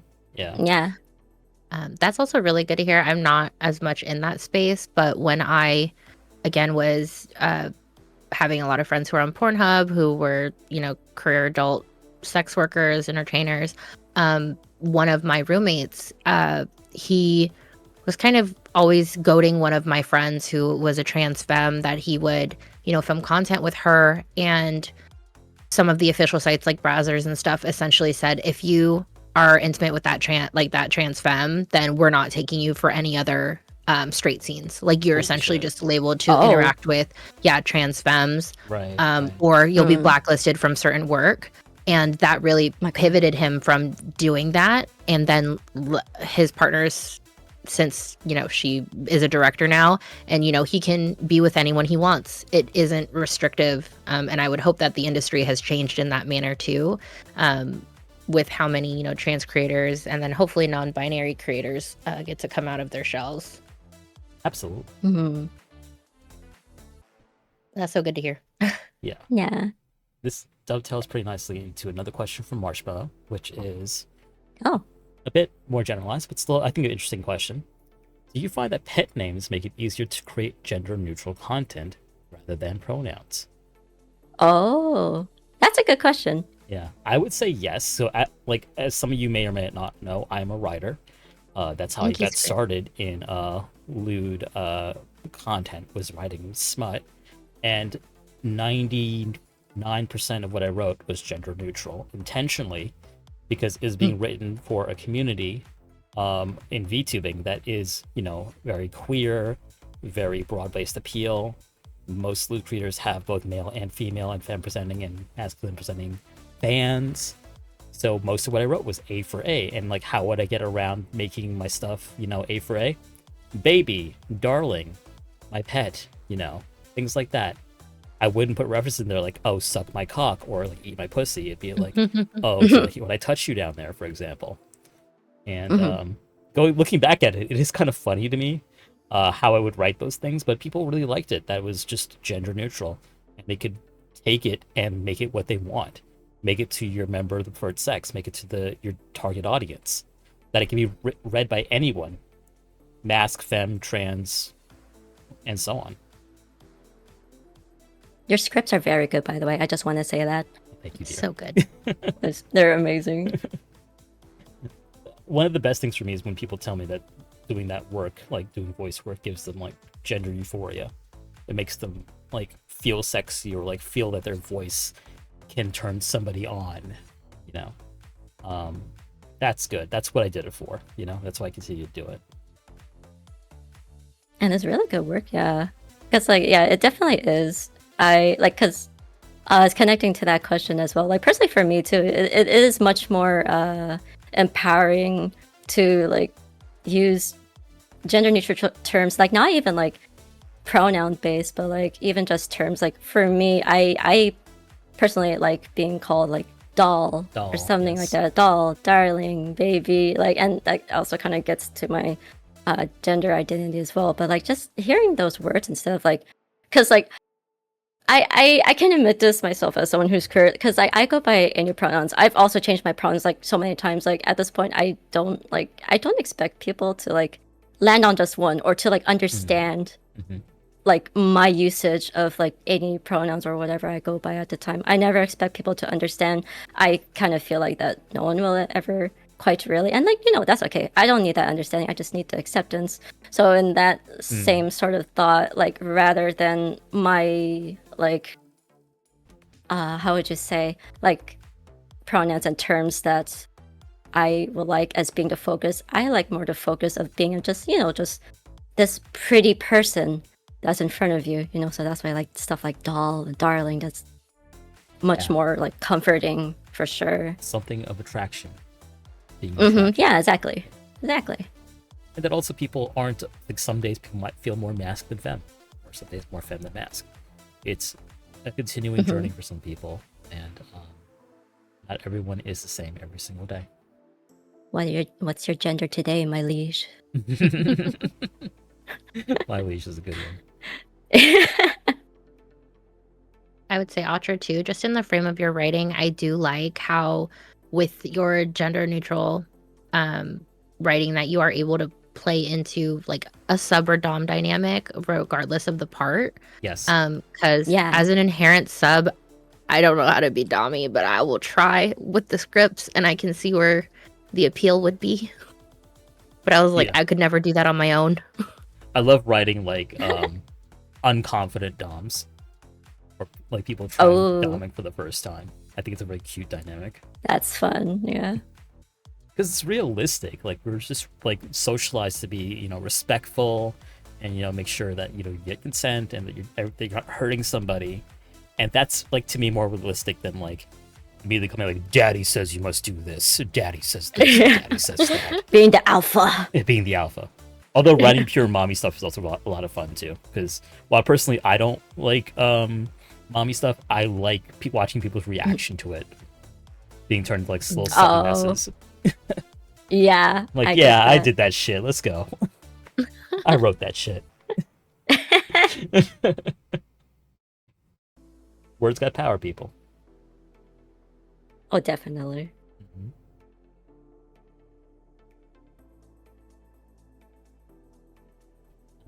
Let me think. So that's kind of the end of the prepared Did we go through all the questions? We did, because I only had 4 of them. But I did want to talk a bit more about... Well, I'm also going to look back at... Oh, wait. No, perfect. We just got a question in from Marshmallow. Nice. So I don't have to, like, improv on the spot. And it is relevant to Asians, too. So let's pull it up. Let's go. Longer one. Let's make that tiny bit. Whoa. Oh, this is a good one, actually. In the VTuber/LewdTuber space, Asian elements tend to be used by non-Asians in their models, whether it's safe work or not safe workspace. At what point would you consider it blurring away from culture appreciation and into cultural appropriation, or even fetishized? Has been prevalent in the VTuber space, especially when identities can remain anonymous without revealing one's race. Oh man. Good question. Okay. Good question. That's such a good question. Oh, that's a loaded question. I can say a lot about that, but I have to think about Guns it. are out. So I will say this. I had this thought maybe like back before VGen, right? Chat and listeners, back before VGen, a lot of people would go to Skeb to get their work done. And some people still use Skeb, but it's becoming very rare, I've noticed. for good reason, unfortunately. I think Skip. Skip's got some Yeah, issues. yeah. But I noticed that. you'd see a lot of people getting art with them in like kimonos, in like onsens, like traditionally Japanese scenes for their OCs, bathhouses, and stuff like that. And I remember like looking at it, it's like, why are all these white girls getting like these like slutty kimono geisha looking like art pieces? Like, what are you trying to like portray here? We know you're not Asian. Yeah. Like, what is the like? Why do you want that aesthetic specifically? I would say say, this. why do they have to be kitsunes? Why can't they just be foxes? Yeah. True, although kitsune, When they're white. it's tough. It's tough, right? Because I also like, as a person who likes Japanese culture, I'll say this: I speak Japanese, everything. I get why oni and kitsune and all this stuff is considered cool or interesting. I get it. I also, as an Indian person, find it kind of funny that no one would ever dare like be an Indian god as a VTuber, because like the distinction is so different.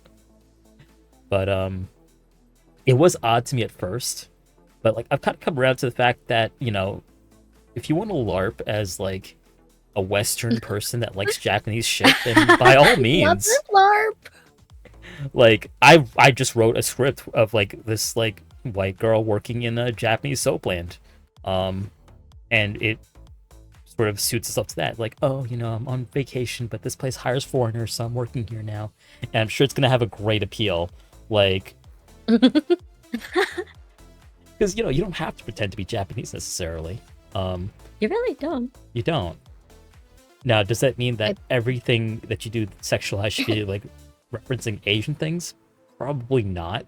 That gets a little weird. Yeah. I think, okay, so mine is like really, again, it's about being Filipino, but I just get so, I don't want to name drop people, but there's like a very obvious Filipina creator. She's moderate. She's a panda VTuber. She's a panda, but she's Filipino. Like her lore video has her in a jeepney, but she has a Japanese name. Oh. And I guess I'm less. It's more about like Filipinos wanting to be some kind of Eastern Asian or Japanese in particular than owning being Filipino. I'm less bothered about like white people or, you know, Hispanic people or anything, because I'm just kind of like, even that's not my culture, but I can be like, why are you not wanting to be Filipino? And why are we being a, you know, character of Japanese people? I guess it's still weeby. I mean, my first name's Hime, and that's from my weeb days, so I'm also guilty. But still, taking on that personality, I don't know. Is it, or even fetishized? Was it? I guess it's still cultural appreciation at this point.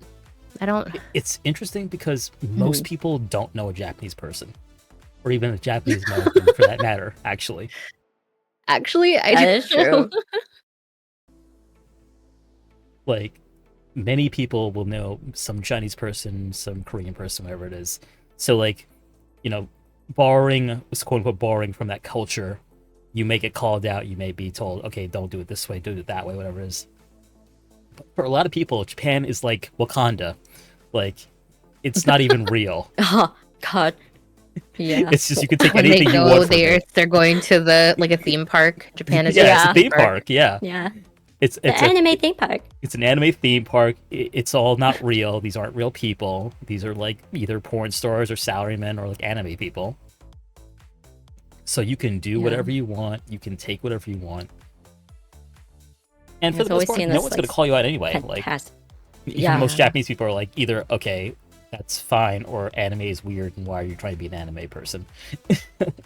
Yeah, and I think in the Yeah. VTuber space, that's what blurs the line. Like if it was like a white woman IRL Asian fishing, which I have seen some creator, I don't know why, on Twitter or whatever you call it, whatever Elon's website, like it says like the wata and what's the other one? Chudai.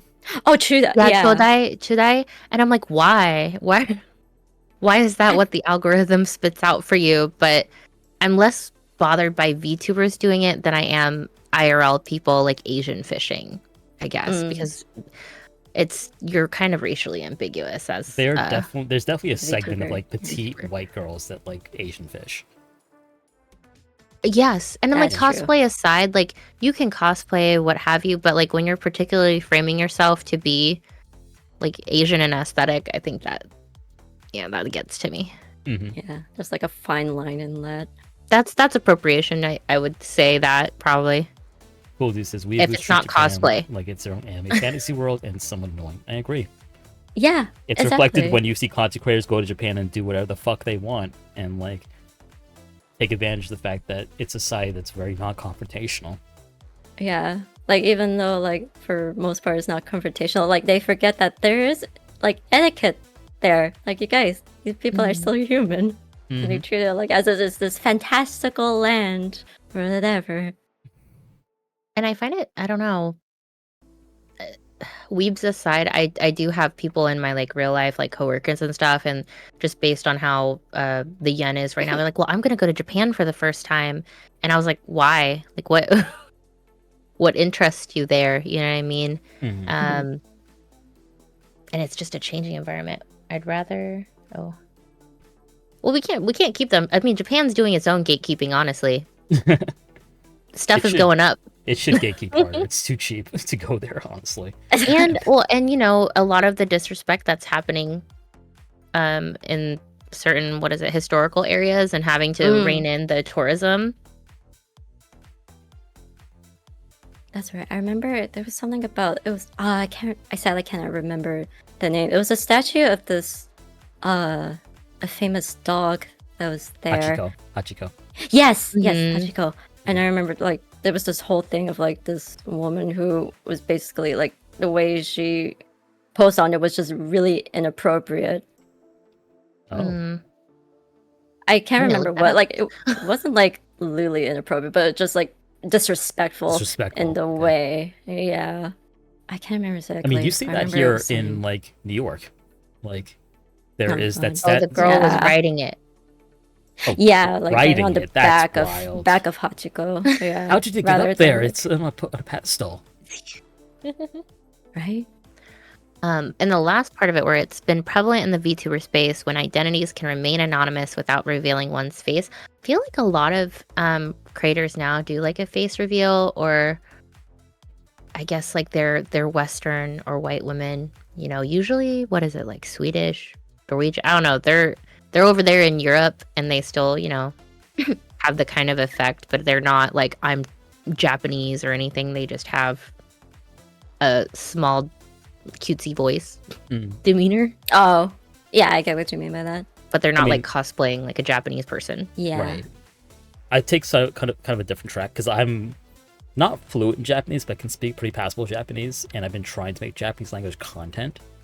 I've even like sort of started referring myself as an AVTuber because that's like Japanese designation for like lewdtuber. Because I'd actually like to break into that. I'd like to make content for a Japanese like audience. I'm not going to try to do it by pretending I'm Japanese because I would never ever pass that bar.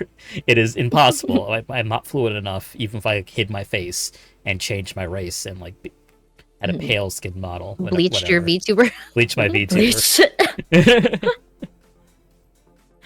But like I think it's okay to want to appeal to a Japanese audience. I think it's okay to want to engage in Japanese because VTubing is Japanese. It started off in Japan.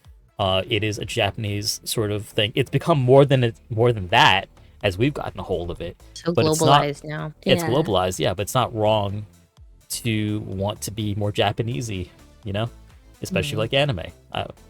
I get it. Like, go ahead, learn Japanese. Like, don't do a stereotype. Like, don't sexualize like Japanese women for your own aesthetic and like you know. There are ways to do this. A tentacle toggle. Yeah.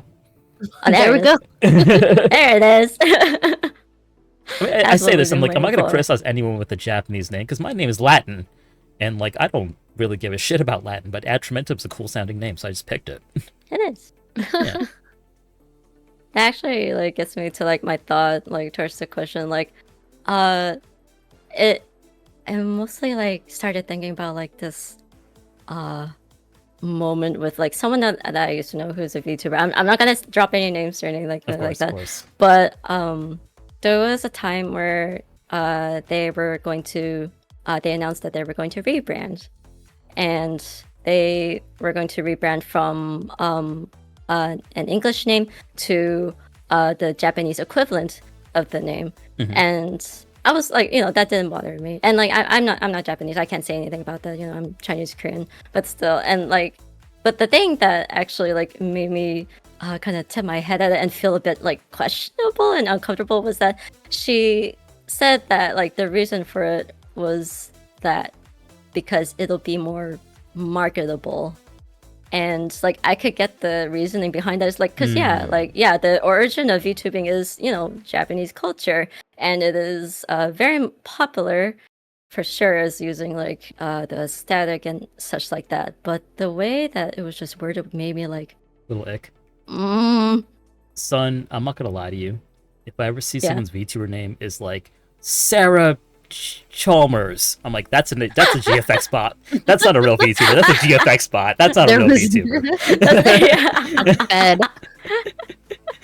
Like Sarah Art 91. You're not a real VTuber. Real VTubers are called Uki Hime, not fucking Sarah. There's a VTuber Like the named Sarah out whimsical there. And it's Fae like, what the ones. fuck did you say?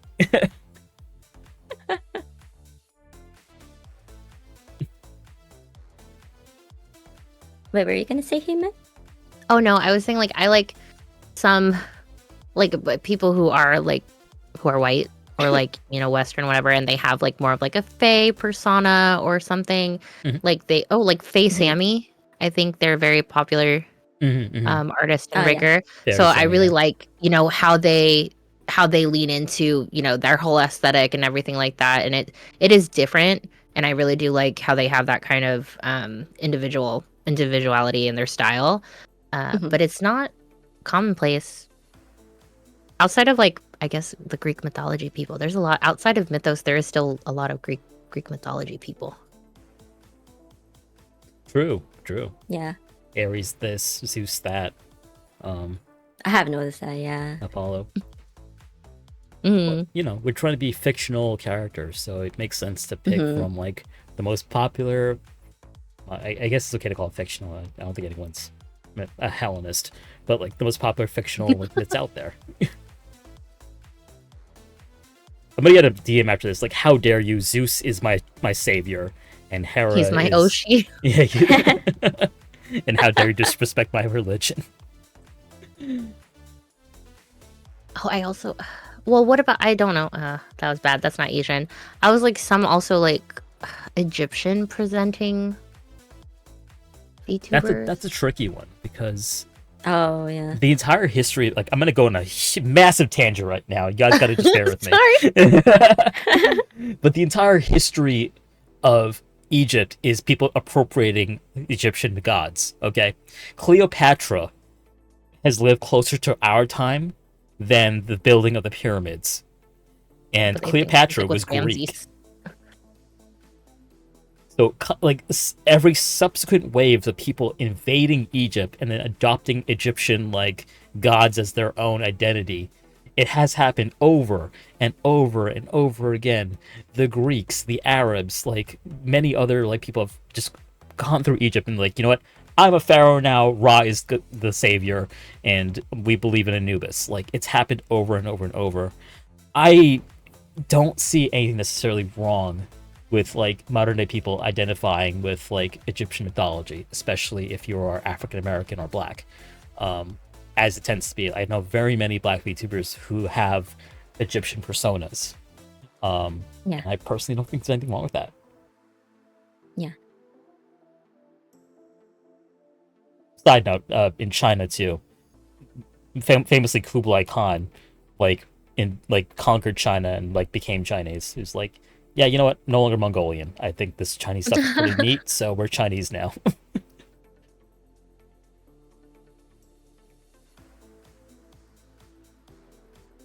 Right, where were we? I had to look up what is Genghis Khan. It went Genghis Khan and then Kublai Khan, right? I think Kublai was Genghis Khan's grandson, but I'm not 100% sure. Okay. Scoot says, I don't know what this conversation is anymore. The whole conversation's Greek to me. That's funny. Get him out.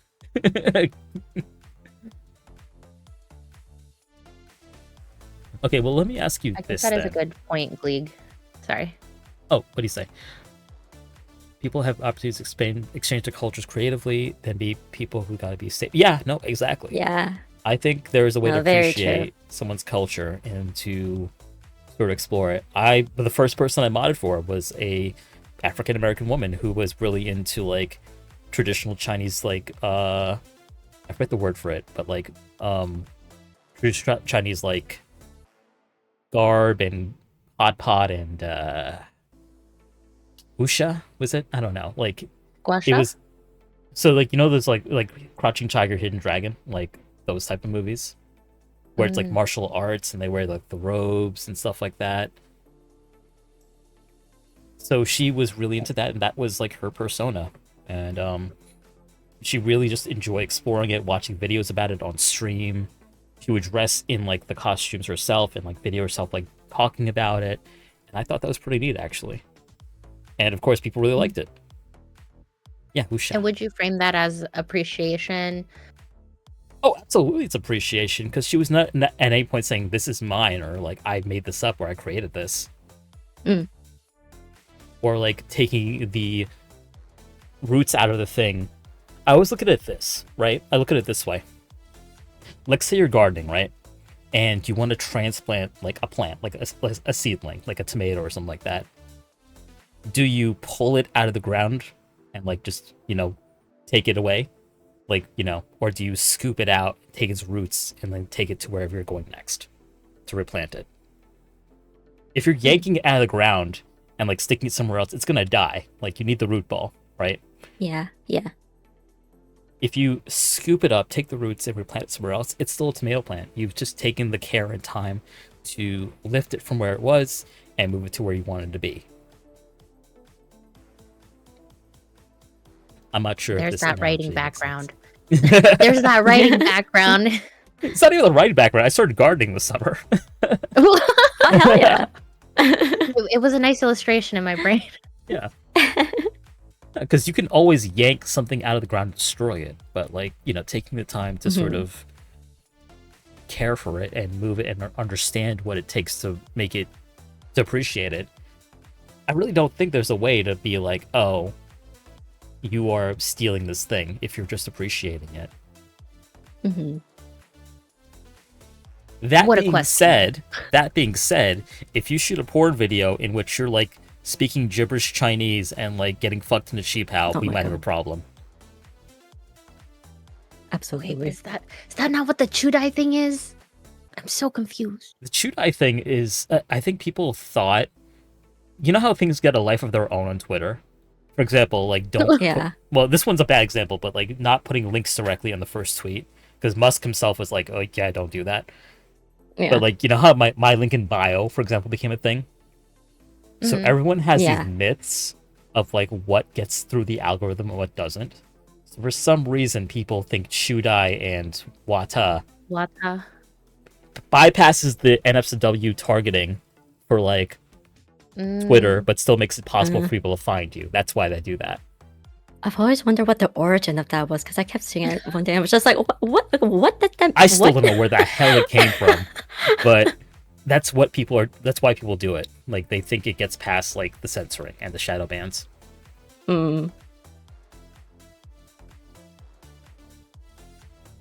Seems to be working because it's quite popular. No, it is. But the Yeah. other reason why it's so popular, quote unquote, is because there's been a prevalence of managers and management companies that just post on behalf of these people.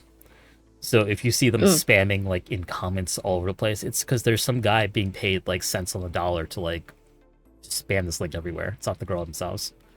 Mm. Ooh. Oh, true. We should just return to the lemon. I don't even know what the lemon one is. There was actually an Asian American porn star I followed who like got into trouble because her account posted transphobic things, and then she had to like come out and admit like, yeah, though that's not me. That's like somebody that I was like hiring, like a management company to like post Oh my God. everywhere. And Oh, like apparently this person like went off the reservation and started posting anti-trans things under her name. My God. Yeah. A cautionary tale for some of you maybe considering this, because it is everywhere. Like even some VTubers use these management company? agencies. Yeah. Right. on a side note, and I don't mean to plug it, but I had my content stolen and posted on Pornhub before, and I've had it like in different drop boxes and stuff. And Brandit Scan was great at wiping it all. Oh, really?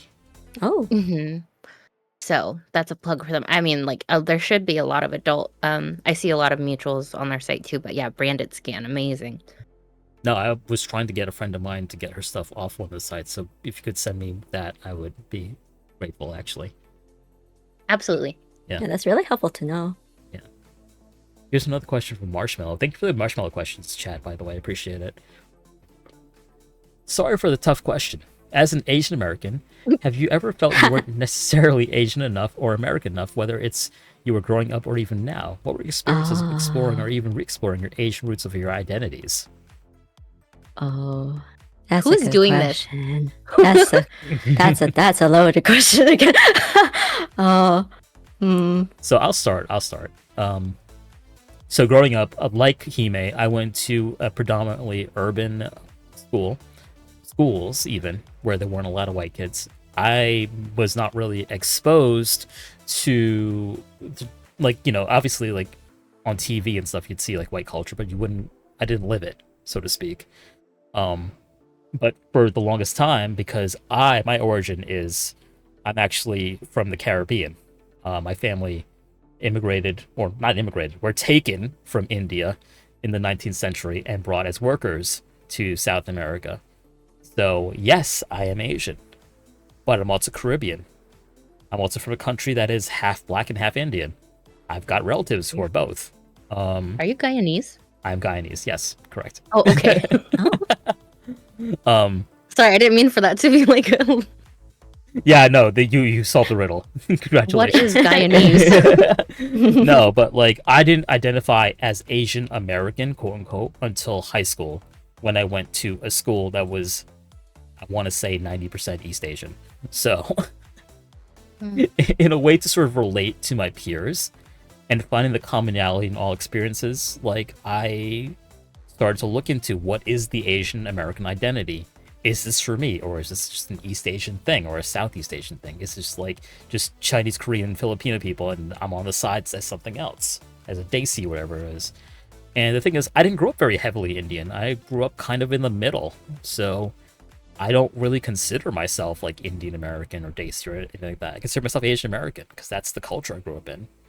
So when it came to exploring my roots, one of the first things I did was like, especially like when I was in college, in the very early, again, I'm dating myself here, the very early days of YouTube, I'd like watch like a Indian chef like cooking like these like Indian dishes like dal makhani or like paneer paratha, whatever it is, and like I would try to make it myself and then show my parents like, hey, look at this, I made this thing, I made that thing, because those things didn't come over on the boat from India.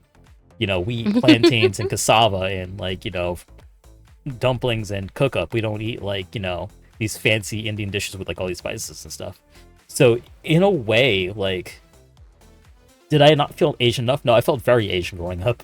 I always felt very Asian. I continue to feel very Asian, and I seek out Asian spaces because I really feel comfortable in those spaces. And I think when it's exploring like food or like culture or like going to somebody's like event and learning more about them, I'm always happy to do so because it's just really, it's great to be Asian. Yes. It is. I can say that like when I was growing up, I had the opposite problem of not feeling Asian enough, honestly. Yeah. And like that kind of goes back to like the whole thing I mentioned earlier, where because I grew up in places that were really heavily Asian dominated, that like everyone I knew could pretty much speak their native language. But for me, on the other hand, my parents actually never like encouraged me to learn Chinese or Korean. They encouraged more so that I just stuck to English and like perfect at that, and like to fit more into this Western image, so to speak. And so like even though at the time I really wanted to learn Chinese and especially Korean because like for context, I have more Korean relatives that are here in America, and my mom's side, who's Chinese, her family is estranged, so I never had that sort of connection to my Chinese heritage, more so my Korean one. But like even then, like when I would see my relatives, like I wouldn't know what any of them would be saying, and so I would have to ask like my dad. But then even then, like he wouldn't want to try and teach me either, and he started falling out of like his Korean culture and language. And so growing up, I had to more so rely on myself to self-teach like here and there whenever I had the time to, which was kind of sparse. But because of that, like I always felt sort of out of place of not really knowing where I stood as a Chinese or Korean person, whereas like all these other people, like my friends that I will make in school, like they knew perfectly like the the languages and cultures and foods and everything about it, and I would only know like the bare minimum. So I was always sort of like shy in that regard of trying to like put myself out there to them, like wanting to learn these things, because I felt like if I showed that I wanted to learn, it would feel like that I wasn't Asian enough. Like, oh, how dare I not know about these things already, Right. Mine is like I'm mixed race, so I am mixed race, but I was raised by my mother, so in a Filipino household. And it's hard because my mom, I was talking to someone about this the other day. It was like my mom never talked at me in Tagalog. She talked about me and around me in Tagalog, but there is a Filipino like worry that you're gonna get an accent or anything, so it's very heavily assimilated. So I don't know what the Filipino equivalent of like do you guys know what a no sabo kid is? Oh yeah, means that Like- you don't know how to say it. No sabo. Yeah, like no sabes. the Hispanic community, if you're a no sabo kid, like you understand Spanish but you don't speak it. So that is like a really big thing in the Filipino community. And then I again was more so self-taught, but then when some of my family immigrated and lived with us in the Philippines, my mom would be like, you know what they're saying, you know how to talk to them, and da-da-da.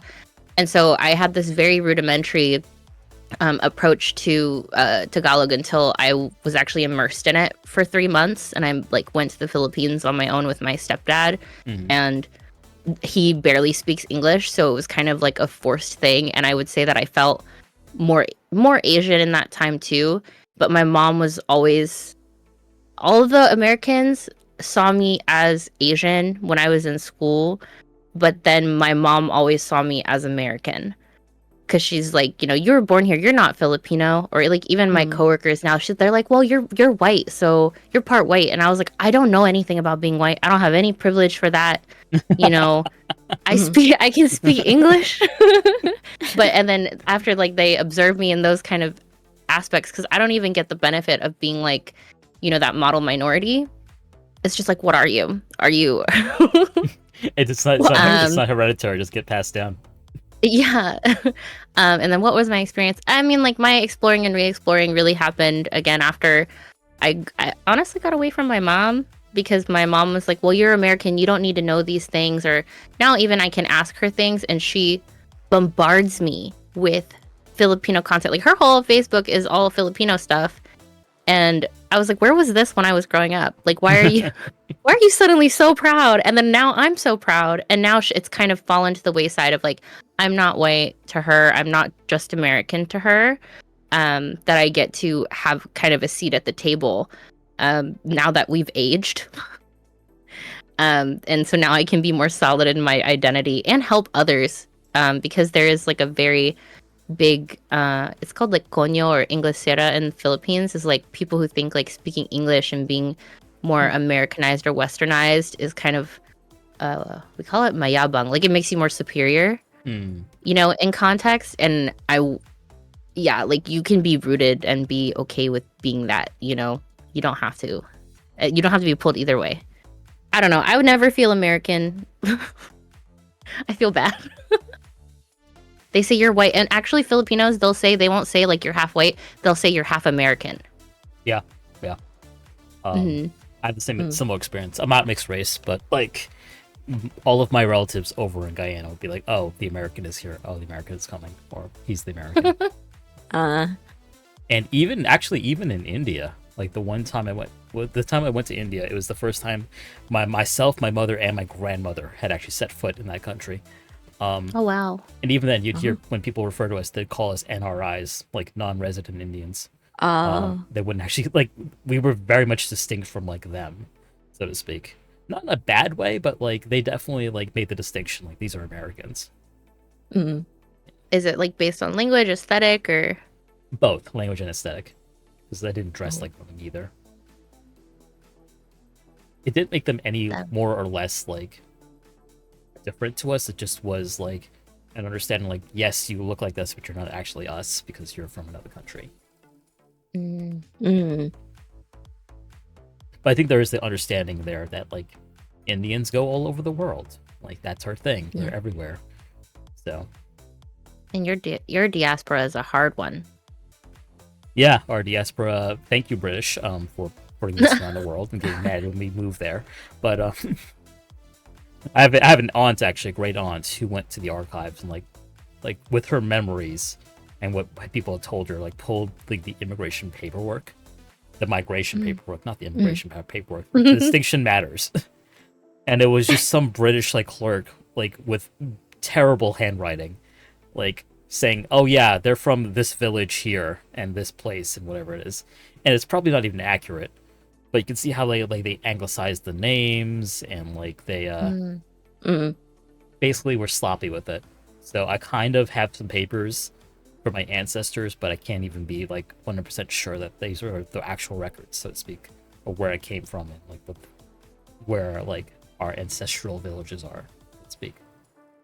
I have a weird anecdote. May I? Yes, you may. Okay, so this happened to me recently. I work in a professional medical environment, but it's privately owned, and the doctor is like the same ethnicity as me, but he's full Filipino. He has a Filipino name, but he absolutely has no Filipino. Like, he doesn't know Tagalog.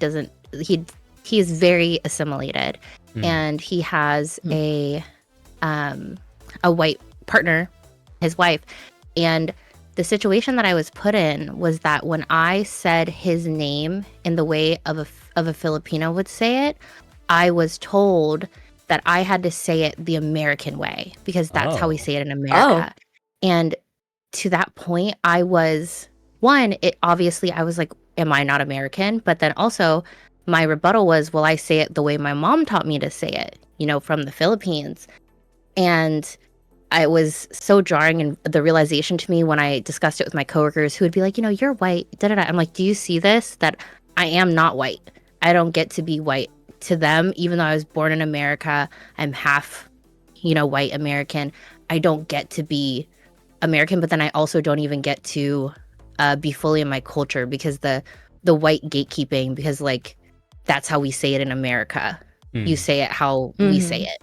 That was wild to me. But it's to that same ploy of I don't get to be Asian enough and I don't get to be American enough, even though I'm solid in my identity and how like the society views me. Yeah. Right. You can't control how other people like relate to you, so to speak.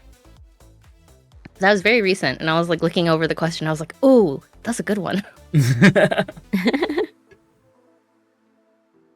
Yeah, you know, it's an individual choice because, like, I give an example. Like, most people in my family have Indian names, but a lot of us choose to have anglicized or American names as well. And I remember my parents being very upset when I did that because I picked them like my middle name as my like regular go-to given name, and they've come to accept it, especially when they're talking to like customer support people, and then like, oh, my son so and so is here, and like you can like ask him this question. But even down to my uncles, like they all just had like American names ready to go, because calling yourself, you know, I don't want to dox myself, so I'm not going to say the name. George. Yeah. Bob. Yeah. George Bob. But calling yourself like this lengthy Indian name, like it's just easier to navigate this world where people already think you're so different by just having an anglicized name sometimes. I don't get that. I don't get that leisure. My name is Filipino. The front part of Cinda is Filipino, and it's very easily recognizable. But well, that's why I started using my middle name, because my first name, like, no one could get it right. It just doesn't sound right in English, and I just frankly wanted the convenience of just having a white name. That makes sense, honestly. Yeah. And like, there's no part of me that Okay. wants to go back to, like, you know, my other name. I picked it that way in the 6th grade, and I've sort of stuck with it. well, really, so there's not a want to go back to it. You said Really, no. I get, in my parents' case, why they would name me as such, and why they wanted me to do that, but it just was like 12 years of having it mispronounced and having people like, where's that from? How do you say that? What does it mean? And just like, I'm like, shut the fuck up. I don't want to deal with this. I would know. say also I like a get lot that. of East Asians. Like I had a friend. Her name was Bao Nok, right? And most people would make fun of her. She's Vietnamese, so they make fun of her because it's like Bao and then Nok. So she just started going by Jade. I don't like Oh my that. God. That's I'm being a hypocrite, but But like, and that change happened in like middle. Like we had already been like through middle school, and then all of a sudden she started going by that, and I was like, what happened? That's interesting you say that, because I actually had a friend who her name is also Bao Nok, but then like sometime in like, yeah, it's like, but also sometime, I think it was in high school, like she chose like a different name to go by instead. It was not Jade, so it's not the same person, but like it's just funny you mentioned that, because it was the exact same situation. They're like, Just my name's Christina. just because like people would keep Or mispronouncing it or like making fun of it. I don't know. And, like- In a weird kind of way, I think it's kind of an endearing Asian American thing. Like back when like some of our forefathers got here in the 60s, they just picked like random names. Like I'm Bobby That's a because random like I like Bobby Kennedy, for example, and like that would be their name. Like they would just How many pick a Kevin Nguyen's do we have? Oh my God, I was going to make a joke about all the Kevins too. So. name. All the Kevins and Jennifers, yes, Jennifer Lees. Oh my God. L-E, L-E-E, and L-I. Right. Great question. Yeah, great question. I know it was good. This is your last call for questions, chat. The depths is usually about 2 hours long. We are at the 2 hour mark right now.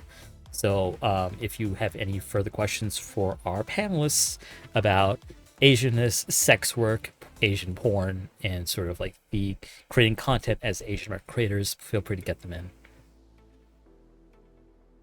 This has been so pleasant, guys. Thank you. That has been very nice. Yeah. It's always a good conversation with you guys, especially because we all kind of have the same wavelength when it comes to these sort of things. I wish we had a bigger book club. It was a long book. Yeah, I mean, Oh yeah. if I could maybe have one sort of like criticism of the book, like critique, not criticism, critique. Yeah. It's a bit repetitive. It kind of Yeah. it kind of goes back That into was the my same, thought. like, yes, you made the point already. We get it. Yes, you made the point. I did like the Yeah. anecdotes though. The rhetoric. Yeah. Oh, the anecdotes were great. The anecdotes were great because they really presented. They were so a- insightful. Insightful. It's like different people's experiences, whether there are like a LGBT person doing sex work for survival, or they're like a migrant from China or Korea, whatever it is, who chose this line of work to support themselves. And you actually, so I follow like, so some great groups that you folks should follow, chat, include Red Canary Song. And there's some other ones too mentioned, like Umbrella, which I believe operates out of Canada, in which they do mutual aid. So this is not about advocacy in like the broad sense. It's like, oh, we're against human trafficking or whatever it is. This is supporting individual sex workers and their circumstances. So, for example, Red Canary Song will be like, this is so-and-so. They work in like a massage parlor for however many years, and they are not disabled. and you help them out with like a donation and such. And ultimately, that is what people need when you want to advocate for Asian American, Asian immigrant sex workers. It's giving them the ability and the choice to leave sex work if they want to, or support themselves without putting themselves into further physical disability or like harm, so to speak.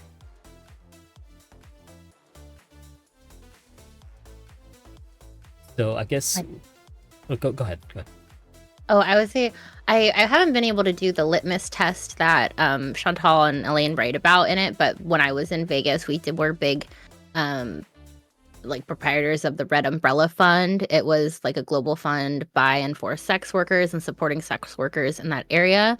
So that was also a key there. I don't remember it being mentioned in the book, but I also haven't had it pass the litmus test. So I think what we really want folks to take away from this, and what the book wants people to take away from this as well, is that no matter your circumstances, whether you are a privileged like Asian American doing sex work as a side job or for some extra funds, or you are a massage parlor worker, you're not legal, and this is a matter of survival for you, that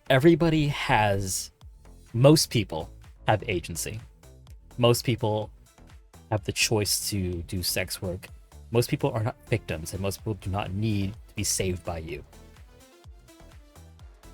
And even if you're not the person like on ice kicking down the door and arresting people, know that the people that you elect and the policies that you support, across both sides, by the way, because porn and sex work is under attack by all facets of people, left, right, center, and whatever. We all have our own roles in making a hostile environment for these people. So we should try to do better in terms of the way we talk about sex work.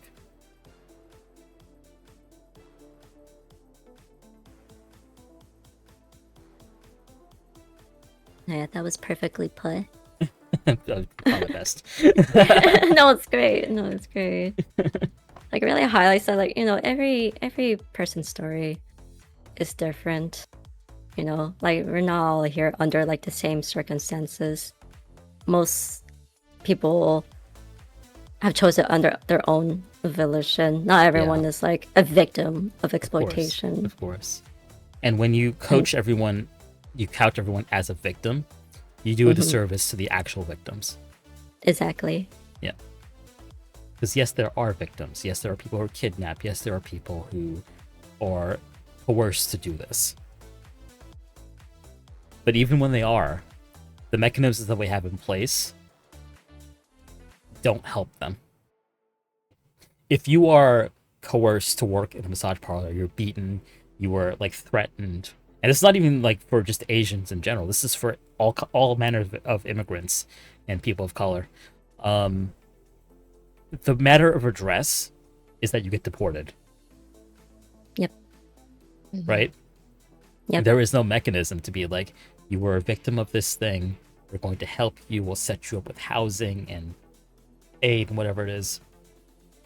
Instead, there's only one lever that we pull, and that's like carceral.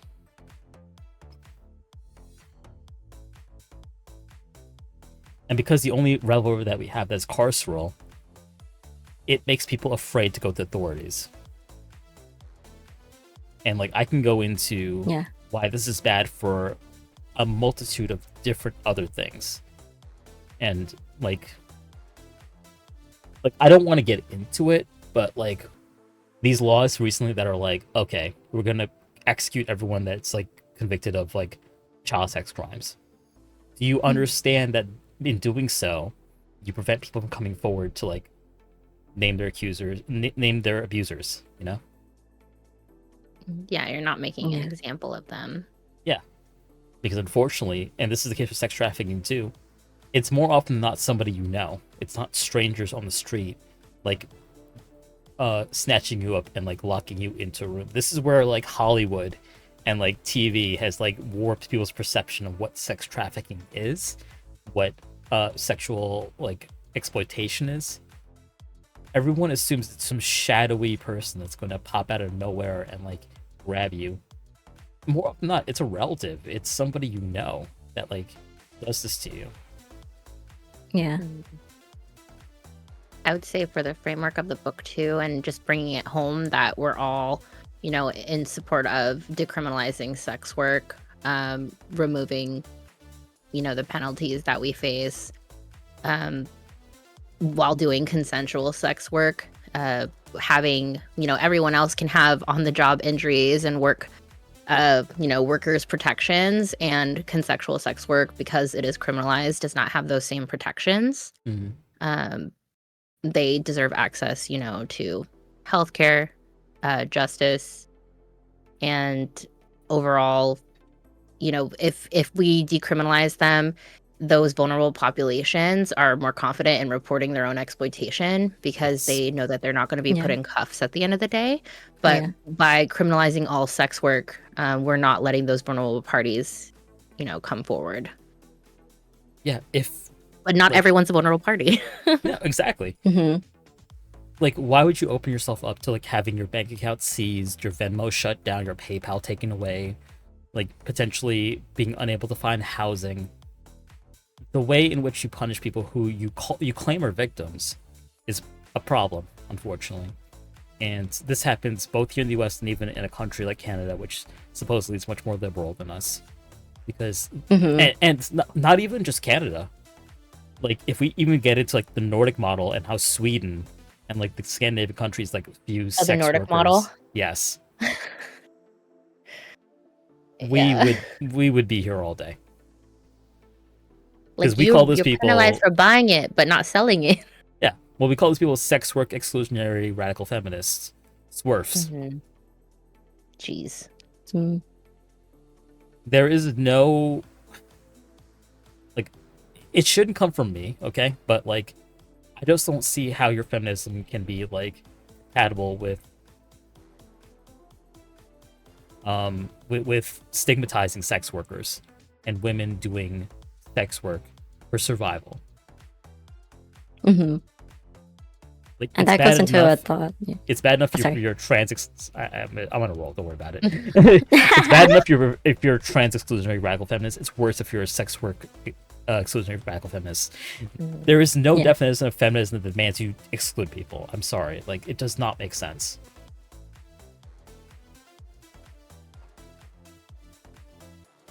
Decriminalization leads to destigmatization. Yeah, the problem is people want it to be stigmatized. They have some moral judgment on it, and they think that OnlyFans and Fansies ruining society, and it's their moral imperative to get rid of it, even though their husbands and sons and fathers are all consuming it.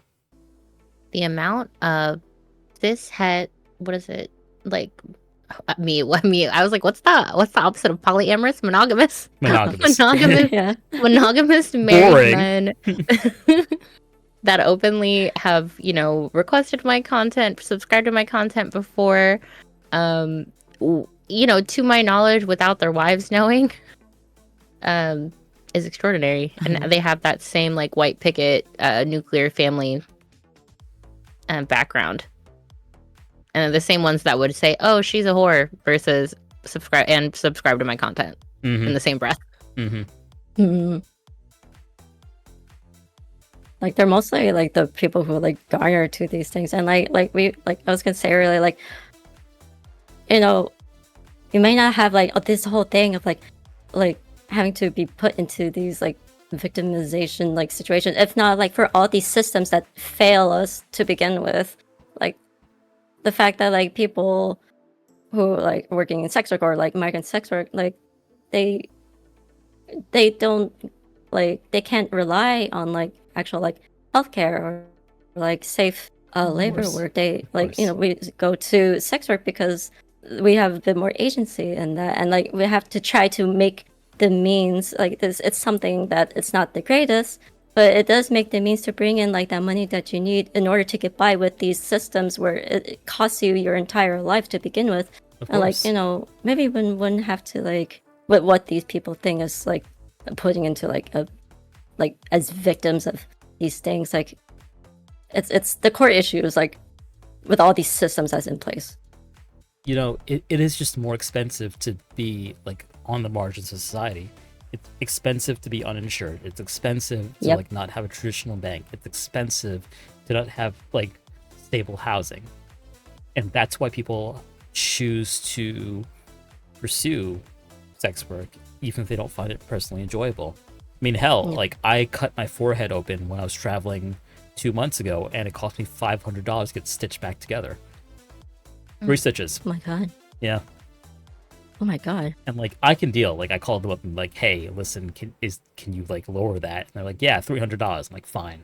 It's $100 per stitch, but I'll take it. But like, it just imagine like you are someone who's uninsured. You have to deal with a sudden medical bill. How are you gonna do that? Are you gonna work 30 hours like in a garment like sweatshop to like, you know, making $2 an hour? Or are you gonna go with something that's more lucrative, that you have the agency to do that you are able to potentially even live there and like not even have to pay rent, you know? Yeah, have housing. Yeah. Have housing. To me, that becomes a bartering system.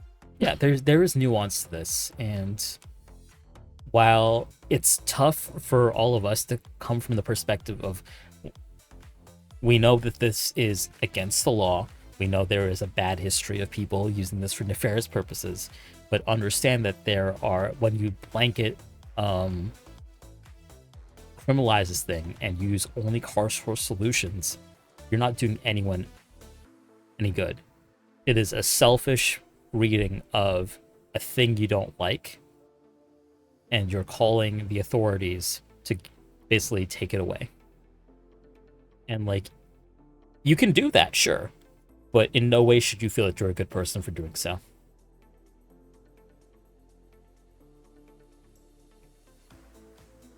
All right. I'm going to say last call for questions, chat. And while I do so, I'm going to give our panelists a chance for a final word and to do a little plug about what they have going on and what they'd like us to know about their content and what they've got maybe in the future. So let's start with Sun. What have you got going on right now?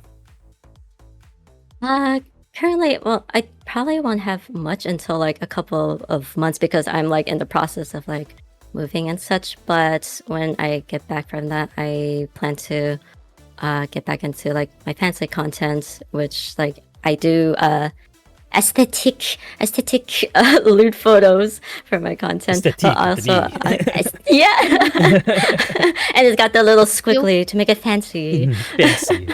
Well, I was also actually planning to look into doing potentially like ASMR stuff, especially when I will plug in your scripts for it. But like that's what inspired me to take up the idea of maybe doing some ASMR content as well. And are your comms open right now? Yes, they are actually. Tell us a bit about your comms. So I offer drawing illustrations as my commissions, but also I do live 2D rigs for VTuber models and such. I am open to like all types, like not just like the usual like safe for work means, but I'm also open to doing more lewd content for those kind of commissions as well that interest anyone. Thank you very much, Sun. I'm so glad that we were able to get you onto the podcast tonight. Thank you so much. I'm honored to be here. And I'm sorry, I was probably like very like nervous and shy. This is the first time I've done something like this, but like I am honored that you wanted to invite me here. So thank you so much, Atra. I've done 55 of these and I get nervous all the time, so don't worry about it. Hime, what you got going on? Hopefully my 2.0 will be at the beginning of October for spooky season, and I actually just realized it's Filipino American History Month. Oh, hell so yes, that would be amazing if I could get my 2.0 debut out during Filipino American History Month. But yeah, that is coming in the works. I'm really just waiting on final production on some things and some surprises, and I'll have that. I had a very long vacation and hiatus due to some health problems, but I will be back to streaming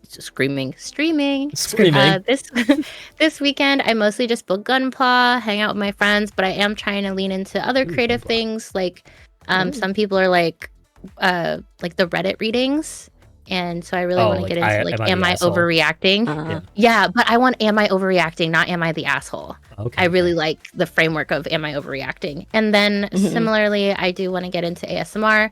And then once I'm feeling a little bit more body confident, be able to publish my lewd content again. I was kind of off the wagon, and then hopefully getting back on it by the end of the year. Yeah. And reading Otter scripts. both of us, yes.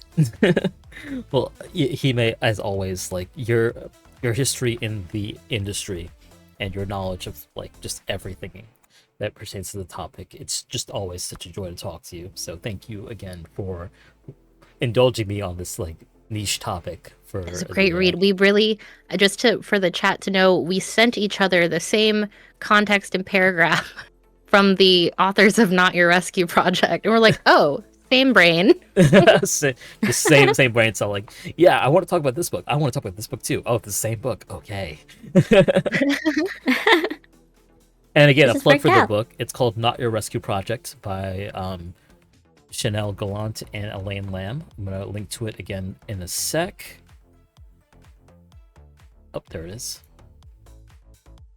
It is a very insightful book. Like, I want to say, like, this was brought up earlier, like, constructive criticism. It's a bit, it could be a bit repetitive, so it could feel like a bit of a slog to get through. But, like, when you get to, like, the core points that they talk about, and especially, like, the little anecdotes that they include from personal perspectives of migrant sex workers, like, it is so eye-opening and just really educational. Even if it's something that you're not working in. It shifted the framework dramatically for me, I think. Like, I kind of knew some of these things, but it really was good to see it put it down in like written word by the activists doing the actual work. Mm-hmm. Yeah. And then hearing what from the authors themselves. What the authors had framed it is, this book is not meant to be on a shelf. This book is meant to be a call to action for us, not to radicalize us in that way, but to be, you know, understanding of the environment and then how we act and move forward. And even if we can put boots on the ground and support these organizations. But this book is, again, not meant to just sit on the shelf and be a decoration. I personally didn't get to purchase it. I actually rented it from my local library. I went to the library and got it. So it's also available. Hopefully, if you have a library, it can be available digitally as well. Yeah, you could purchase it from Haymarket Books. You could probably get it from your library as well. These are some phenomenal activists, and we heavily recommend you check it out. And I've been your host, Atramentum_X. You can find all of my links at atramentum.inc. I will say this, on both YouTube and Spotify, we have been making some moves of late, and I'm very grateful to all you listeners. Ooh. So please remember to like and subscribe to both our YouTube and Spotify. And I will say this, I will quote the great Sandra Oh when I close off the stream tonight, to say, it's just an honor to be Asian. Have a lovely night, everybody, and take care. Bye.